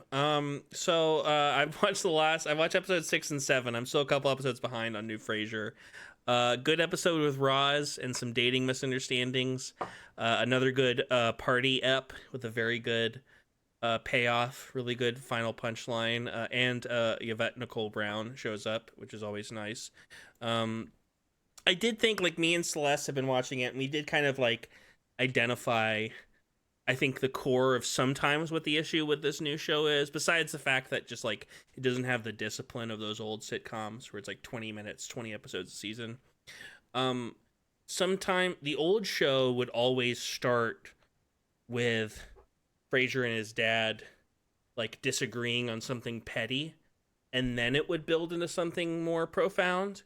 And sometimes the new show, like half the time, will start with it being something more serious, where it's like, oh, my son doesn't like want to tell me about going to a therapist, and like, what does that mean for like our relationship as a son, and I'm a therapist and stuff. And but still, it's a good show. And again, you know, it's if you like Frasier, there's so many good little, like, every episode has at least one point where you know, Kelsey Grammer like goes into that deep annoyed baritone and like you know, not really cusses, but it's like, quiet you, and it's like to his kid or something, and in a way that's really funny. But yeah, anything else that anyone else has? I think we're motherfucking into genocide, Palestine, Congo, Sudan, everywhere else. I have a couple things to shout out, but does anyone have anything they want to shout out? No, Yeah. nothing. Oh, I know Brian, you have a business venture, but we'll get that in a second. Actually, we should end with that. I was just gonna mention saw Heretic, which I enjoyed, but I thought I also very enjoyed it. that was a little too talky. I thought like there's a version of that movie that's I gotta like be honest, I liked it when it was talky, and when it was not as much talky, I was a little like, go back to monologuing, Hugh Grant. that's also yeah. I don't know. It's like a weird. I kind of know what you mean. There's Hugh Grant. I won't say what the impression is, but he does an impression at one point that's maybe the hardest I've laughed this year. It's like intentional. That is so fucking funny. Yeah. And I am looking forward to that showing up online. I like that moment on paper more than I actually like thought it was actually funny when I saw it. If that makes sense. I was just so like, what? Yeah. Yeah. What? Positive. And the ending kind of just, it didn't go enough. Like the talkie wasn't a payoff enough. Like if it was a big talkie to give me something kind of wild in that final third, it would have been. First hour to half of that movie, I was like, is this going to be one of the best movies of the year? Totally. And it lost me a little in the second, but I still think it's very strong and much more interesting than I expected. It's aiming for some highs that surprised me. That was definitely, I thought it was going to be a big banger of the year. I know Scott and I don't know if any of the other you guys are going, but we're going to see my God, my brain just zapped. What are we seeing Monday, Scott? A Companion. Companion, thank you. I just went to like Coherence, and I'm like, nope, not that one. Yeah, I'm excited for that because that's getting pretty big, crazy hype. So, Heretic, I was hoping for, but didn't really. A24 is having a weird little run, to be honest, with some of their releases there. It's fine, obviously, at this point, but it is interesting to see it grow. Anora was A24, right? No, Neon. Neon's putting a ton of money into it. Yeah, they're going to go for a full haul with. They did do a FYC. different man, and a different man was good. I think. Maybe I'm wrong. Oh yeah, you're right. Yeah, they did. But like, then I think about like what the back room? What was that stupid one? Front room.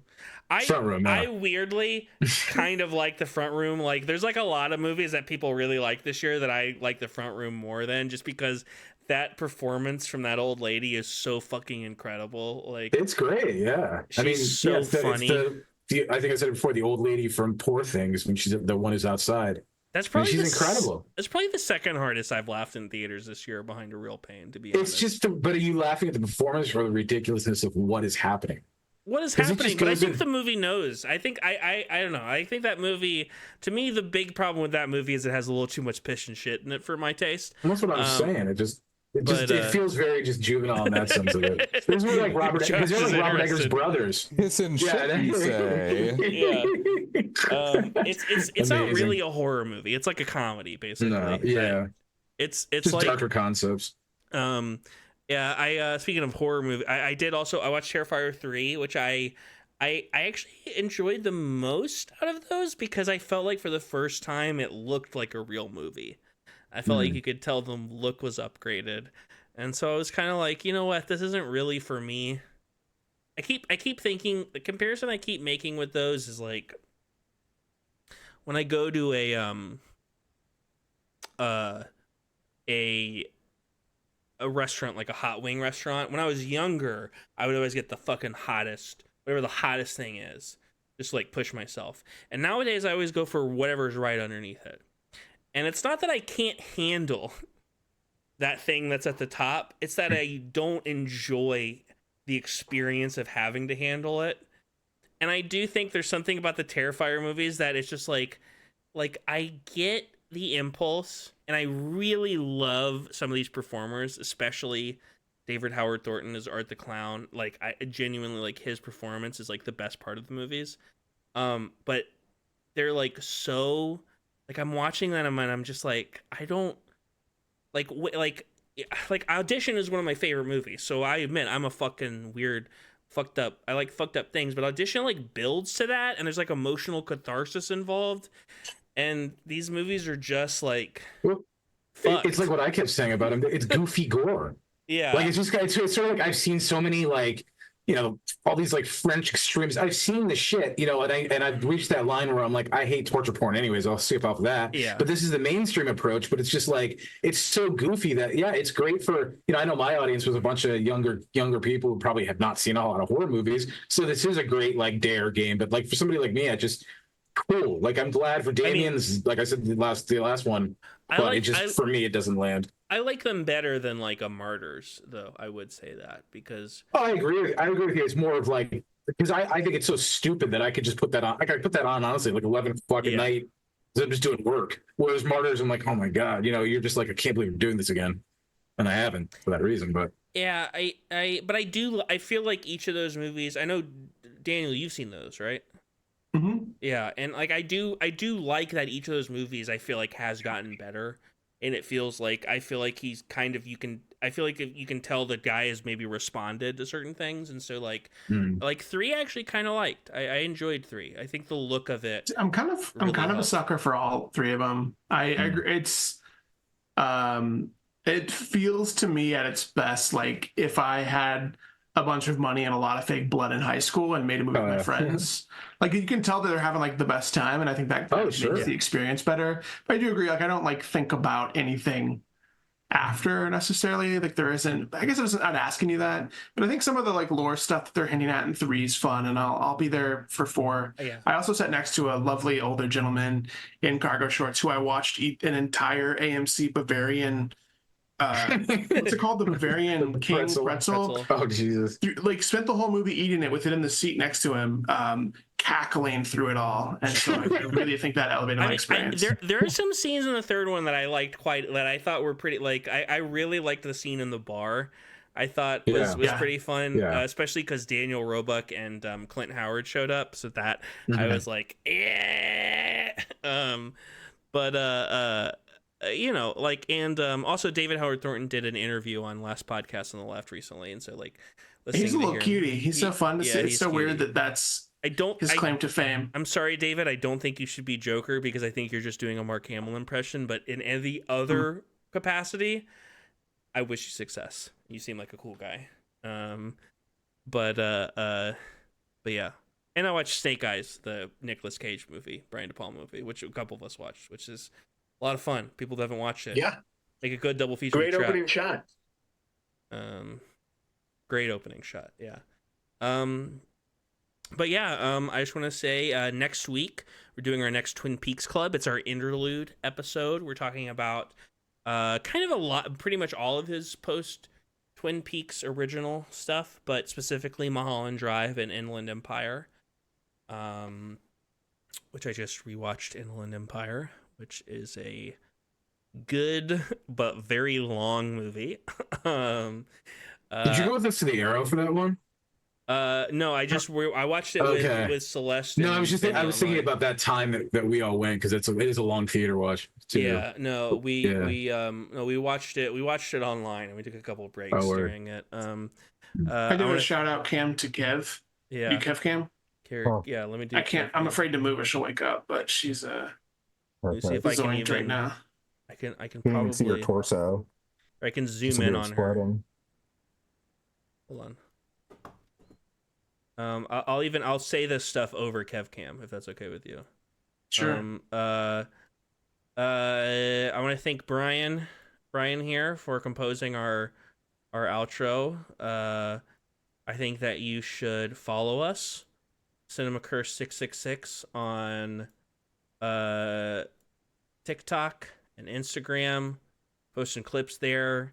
On YouTube, please smash that like button. Like and subscribe. Please recommend. It's so fun. Every week I always like really think out what I'm going to say at the beginning, and I always forget until this exact moment that this is a bit I do at the end. Please show this episode to your local pope, your local Catholic head guy. You know what I mean? I don't know Catholic. It's a pope. I see a Catholic guy in robes and I say, that's a pope. It's like with Frankenstein and Frankenstein's monster. I see, that's a Frankenstein. I don't care. Like, that's a pope. Sure. Yep, I think that's it. Thanks for joining, everyone. I think we're just going to end on this shot of Kevin because it's really cute. I like it. The close-up that I've zoomed in on. But thanks for joining, everyone. And Thanks a lot, everyone. Bye-bye.